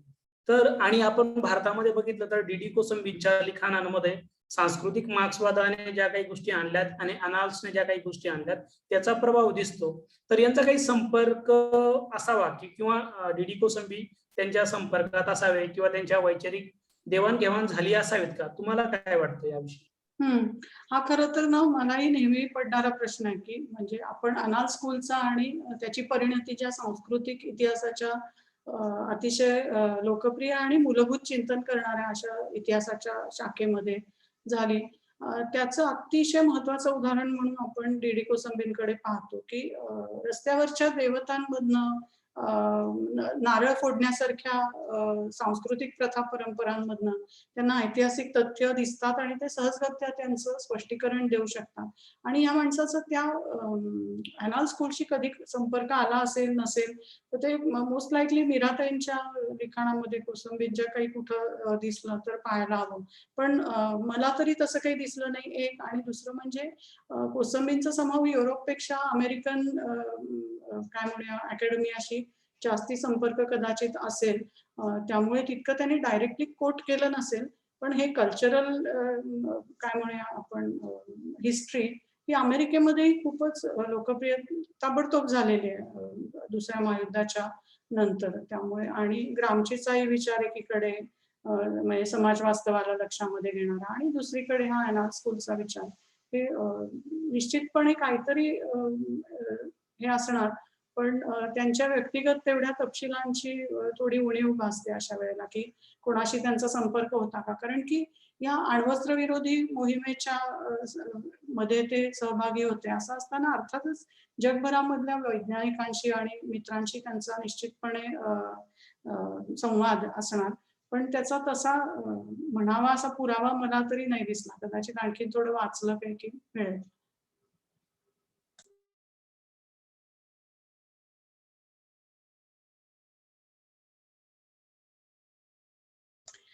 इथं एक प्रश्न दिसतोय पल्लवीचा की मॅम, शांतता आणि साम्राज्यवाद यांचा समन्वय साधला जाऊ शकतो का? अवघड आहे. अवघड म्हणजे कसं की शांतता म्हणजे कशी शांतता? गप्प बसा असं सांगून निर्माण केलेली मूक शांतता की खरी खरी मनाला स्वस्थता असल्यामुळे असणारी शांतता. तर जी दुसऱ्या प्रकारची शांतता असेल तर ती निश्चितपणे साम्राज्यवादामध्ये कुठल्याच असणं शक्य नाही. आणि धाकामधून येणारी शांतता आहे, जसं आपण म्हणतो की मॅन्युफॅक्चर्ड सायलेन्स, निर्माण केलेला पिन ड्रॉप असा भीतीयुक्त नीरव शांतता, ती निश्चितपणे येऊ शकते. आणि कधी कधी असंही वाटतं की अशी शांतता असणं, कुणीच का बोलत नाही, इतना सन्नाटा क्यों है भाई, हे काळजीचं कारण खरं तर असायला हवं. तर ते इतना सन्नाटा क्यों है भाई ही आनंदाची गोष्ट नसून दुसरं काहीतरी समाजामध्ये आहे की जे लोकांना गप्प बसायला भाग पाडतंय, हे निश्चित आपण म्हणू शकतो. त्यामुळे पण अर्थातच मला कल्पना आहे पल्लवी की तुला जी शांतता म्हणायची ती तशी सन्नाटा टाईपची शांतता नसून एक चिरस्थायी शाश्वत अशी शांतता आहे. तर तिचा निश्चितपणे साम्राज्यवादाशी समन्वय साधणं अशक्य आहे. कारण साम्राज्य असणं म्हणजेच दुसऱ्या कुणाचे तरी अधिकार आपण बळकावायचे आणि त्यांच्यावरती आपली सत्ता प्रस्थापित करायची. त्यामुळे त्यांचा समन्वय अशक्य आहे. मधुसूदनचा प्रश्न असा आहे की डाव्या विचारसरणीच्या देशांमधल्या मानवी हक्कांबद्दल कोसंबींचा काय दृष्टिकोन होता? तर तो स्वप्नाळू होता. आणि हेच खरं तर आपले भाषांतरकार अवधूत डोंगरे आणि सी.डी. देशमुख यांनी सुद्धा अधोरेखित केलेलं आहे. खास करून जेव्हा ते कोसंबी चीनचं वर्णन करताय, ते खरोखरीच एकदम ब्लू आईड असं म्हणतो ना, दिपून गेलेलं असं वर्णन आहे ते. पण त्यांची ही मर्यादा आपण मान्य करायला हवी की ते चीनमध्ये एक 8-10 वेळेला जाऊन आलेले होते. परंतु दरवेळेला ते आता जेव्हा अशा स्वरूपाचं पोलादी पडद्याआडचं सरकार असतं, तेव्हा ते येणाऱ्या पाहुण्यांना काय दाखवायचं हे सुद्धा ते सरकार ठरवत असतं. त्यामुळे त्यांच्या दृष्टीला जे पडलं त्यावरून त्यांनी त्यांच्या ज्या धारणा होत्या त्या निश्चित केलेल्या दिसतात. त्यामुळे तिथल्या मानवी हक्कांबद्दलचा त्यांचा दृष्टिकोन त्यांना असं वाटत होतं निदान ह्या लेखापुरतं तरी, की तिथे मानवी हक्कांचं उत्तम हे होतंय आणि लोक चोऱ्यामाऱ्या करत नाहीये. कुणाला काही गरजच पडत नाहीये. हक्क डावलले गेल्याची काही परिस्थिती किंवा प्रकरणं झालेली नाहीत, असं त्यांना वाटत होतं एकीकडे. दुसरीकडे असंही आहे की ते जेव्हा या साम्राज्यवाद आणि शांतता हा लेख लिहितात, की ज्यामध्ये ते म्हणतात की काटेरी कुंपणाच्या आड विज्ञान बहरू शकत नाही. त्या अर्थी त्यांना मानवी हक्कांची आणि विज्ञानाच्या अभ्यासकांना गरजेच्या असणाऱ्या मोकळीकीची, लिबर्टीची उत्तम अशी जाणीव त्यांना होतीच. त्यामुळे कुठल्याही देशातल्या राज्यकर्त्यांनी ठरवून दिलेल्या कार्यक्रम पत्रिकेनुसार लोकांनी संशोधन करू नये असा त्यांचा, संशोधनच नव्हे कुठलीही गोष्ट सरकार सांगेल त्याच मार्गाने करावी चाकोरीबद्ध अशा, असं अजिबात त्यांचं म्हणणं नव्हतं. त्यामुळे आणि अण्वस्त्रांबद्दलचाही त्यांचा दृष्टिकोन आपल्याला माहिती आहे. त्यामुळे मानवी हक्क याबद्दलचा त्यांचा दृष्टिकोन निश्चितपणे अत्यंत उदार असा आणि राष्ट्राच्याही कुंपणाच्या पलीकडे जाऊन मानव म्हणून आपण आपले जे हक्क आहेत ते निश्चितपणे सांभाळले गेले पाहिजे, त्यासाठी आग्रही असावा असाच त्यांचा विचार होता. खास करून डाव्या विचारसरणीच्या देशांबद्दल मात्र आपल्याला असं दिसतंय ह्या स्पेसिफिक उदाहरणावरून की चीनमध्ये असं काही उल्लंघन होतंय याची त्यांना कल्पना आली नव्हती त्या काळात.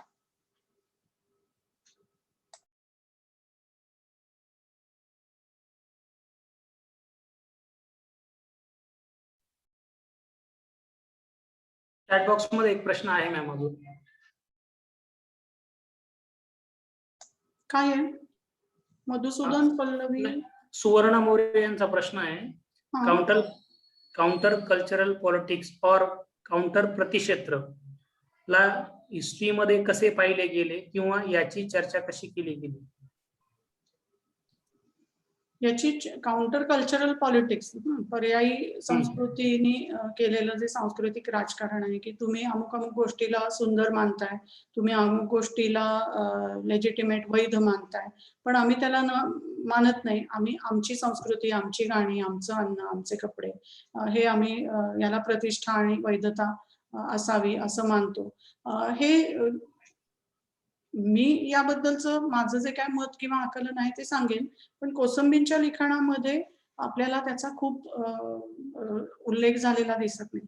एका ठिकाणी मात्र भर्तृहरीच्या संदर्भामध्ये मात्र जेव्हा ते बोलतायत की हे पलायनवादी साहित्य आहे, तिथे मात्र ते इतरत्र म्हणजे मी मगाशी म्हणलं ना कंपॅरेटिव्ह तौलनिक अभ्यास करून वेगवेगळ्या इतर लिखाणांमधली ते उदाहरणं देतात. फारसी कवी मला वाटतं फारसीच सादी नावाचा 13-14व्या शतकामधला जो कवी आहे त्याचं जे लिखाण आहे आणि त्याच्यामधले काही विचार आहेत जे या भर्तृहरीच्या विचारांशी काही प्रमाणामध्ये साधर्म्य राखून आहेत त्याबद्दल ते बोलतात. परंतु असं पर्यायी संस्कृती जसं आज आपण 20व्या आणि 21व्या शतकामध्ये बोलतोय तसं कोसंबी त्या काळामध्ये ह्या स्पेसिफिक निबंधांमध्ये काही म्हणताना मला दिसले नाही.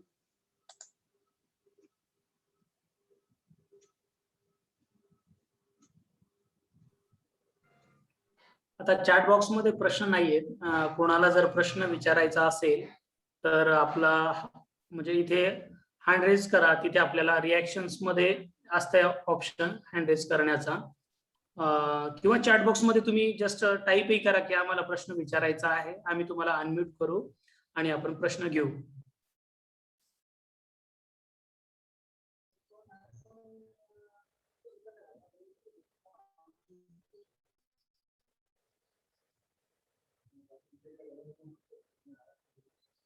ओके,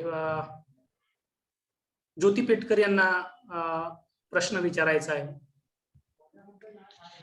नमस्कार मॅडम. बोलू का?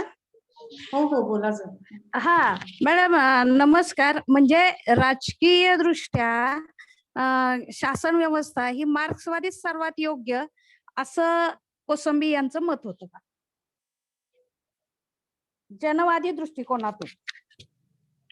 हा मार्क्सवादी म्हणण्यापेक्षा, आणि म्हणूनच म्हणजे पुन्हा एकदा बरं झालं मॅडम तुम्ही हा प्रश्न विचारला की पुस्तकाच्या शीर्षकाकडे आपण परत येऊया, आणि त्याचाच थोडासा इथे कृष्णाने विचारलेल्या प्रश्नाशी सुद्धा संबंध आहे की कोसंबींना कॉम्रेड डांगेंच्या बद्दल काय आक्षेप होता म्हणून. तर कोसंबींना कुठल्याच पोथीनिष्ठेबद्दल खूप आक्षेप आहे, त्यामुळे ते मार्क्सवादी असा शब्द सुद्धा इथे खरं म्हणजे त्यांच्या पुस्तकाच्या शीर्षकामध्ये वापरत नाहीत. ते म्हणतात की ही विरोध विकासी पद्धत आहे, डायलेक्टिकल मटेरियलिझम ही माझी पद्धत आहे.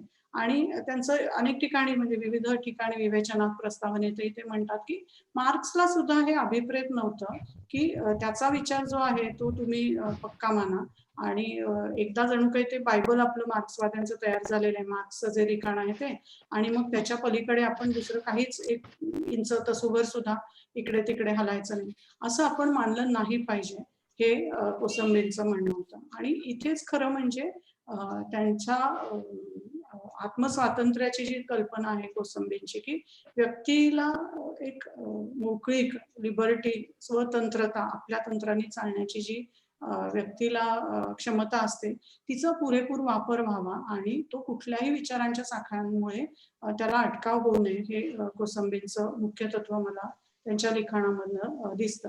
आणि हे सगळं करताना ते म्हणतात की मार्क्सने जी सांगितलेली पद्धत आहे विरोध विकासी पद्धत, ही पद्धत ही आपण तपासून पाहिली पाहिजे, तिचं उपयोजन करून पाहिलं पाहिजे. आणि नेहरूंचं जे मी मगाशी अवतरण सांगितलं पुस्तकाच्या सुरुवातीचं, त्याचा उत्तरार्ध असा होता की म्हणजे ही मार्क्सवादाची मूल्य आहेत, आपण पाहिलं सुरुवातीला एकदा जस्ट मी श्रद्धानिष्ठेचा अभाव, मुळातच पहिलीच गोष्ट ही आहे की कुठल्याही गोष्टीची सश्रद्धपणे डोळे मिटून विश्वास ठेवणं हा प्रकार मार्क्सवादामध्ये सुद्धा अभिप्रेत नाही, हे नेहरूने सांगितलंय. आणि कृती प्रवणता, हे सगळं करायचं कशासाठी, तर समाज बदलण्यासाठी. आणि हे सगळं सांगितल्यानंतर नेहरू पुढे असं म्हणतात, वाक्याचा उत्तरार्ध असा आहे की त्यामुळे एखाद्या स्पेसिफिक केसमध्ये मार्क्सवादी विचारांचा जरी पराभव झाला, समजा एखाद्या स्पेसिफिक केसमध्ये मार्क्सवादी विचारांनी आपण एखादं काही मॉडेल उभारलं आणि ते मोडलं, तर म्हणजे मार्क्सवादी विचार कालबाह्य होतो असं अजिबात आपल्याला म्हणता येत नाही. मी जस्ट एकच सेकंदात हे स्क्रीन शेअर करून ते पहिलं वाक्य दाखवेन.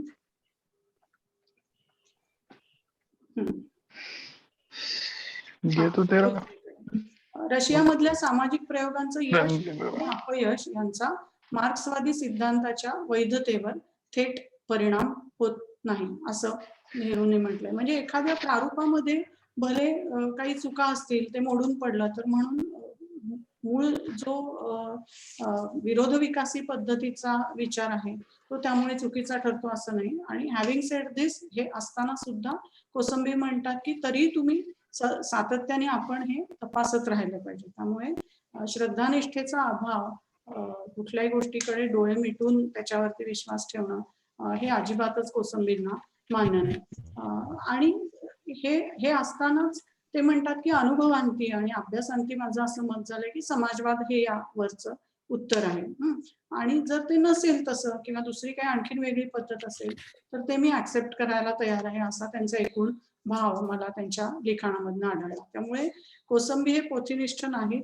आणि कृष्णा, तुझ्या प्रश्नाचं उत्तर असं की डांगे आणि भारतामधले तत्कालीन जे कम्युनिस्ट पार्टीचे जे इतर अनेक नेते होते, त्या सगळ्यांमध्ये पोथीनिष्ठा दिसते, हा खरं म्हणजे कोसंबींचा आक्षेप आहे. अनेक पुस्तकांमध्ये ते तिरकसपणाने त्या पोथीनिष्ठेवरती टीका करताना आपल्याला दिसतात.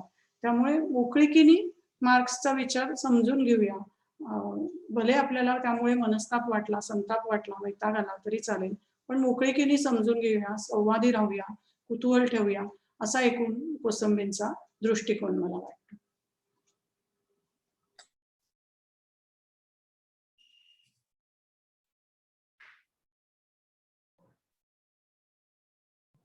आय थिंक आता कोणाला प्रश्न नाहीये, तर मी आमच्या कुतूहल शाळेचे सहअध्यायी किशोर मोरे यांना आजच्या कार्यक्रमाचं आभार प्रदर्शन करण्यासाठी विनंती करतो.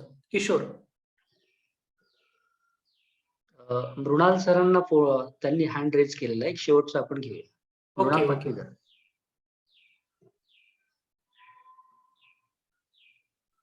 तो चुकून झालेला आहे तिथे हँड रेज करण्यासाठी हे नव्हतं. ओके तसं मला विवेचन झाल्यानंतर काही प्रश्न नाही. Yes yes yes okay fine. So मी सर्वप्रथम आभार मानतो श्रद्धा कुंभजकर मॅडमचं की त्यांनी अत्यंत सखोल विश्लेषण संतापजनक निबंध यांचं केलेलं आहे. त्यानंतर काल आणि आज अशा दोन्ही सत्रांमध्ये दोन्ही विषयांवर ज्या पद्धतीने प्रतिसाद मिळाला त्या सर्व सहभागी विद्यार्थी प्राध्यापक सर्वांचे आणि इतिहासाबद्दल आस्था असणाऱ्या सर्वांचं मी आभार मानतो. त्याचबरोबर आज आणि कालही डॉक्टर उमेश बगाडे सर, ज्येष्ठ पत्रकार विद्याधर दाते, डॉक्टर श्याम पाखरे, मृणाल पाटणेकर, डॉक्टर उत्तम पठारे, डॉक्टर किशोर गायकवाड आणि दोन्ही दिवस उपस्थित असणारे इतिहास विभाग पुणे यांचे प्राध्यापक doctor Babasaheb Dudhbhate sir, doctor Baliram Jadhav, doctor Anagha Tambe, मुंबईवरून Babasaheb Kamble, doctor Pradeep Waghmare, doctor Anagha Tambale, Jyoti Petkar madam, Sanjay Sontakke, Pallavi Mirajkar madam, Umakant Hattikat, doctor Shyam Borkar, doctor Suvarna More, doctor Krishna Patil, doctor Swati Sarode, doctor Mangal Tayde, doctor Nandesh Suresh, doctor Supriya Khole, doctor Baban Jadhav, पनवेलवरून डॉक्टर सुधाकर लहुपचांग सर, संजय कांबळे आणि काल विशेष उपस्थित असलेले दिल्ली विद्यापीठाचे डॉक्टर अनिरुद्ध देशपांडे आणि कुतूहल शाळेचे सर्व सहअध्यायी आणि ज्यांनी ज्यांनी तांत्रिक या कामामध्ये मदत केली त्या सर्वांचे मी आभार मानतो. आणि कुतूहल शाळेच्या पुढील उपक्रमांसाठी चॅट बॉक्स मध्ये जो दिलेला ईमेल आयडी आहे त्यावर तुम्ही तुमचे ईमेल्स पाठवू शकता.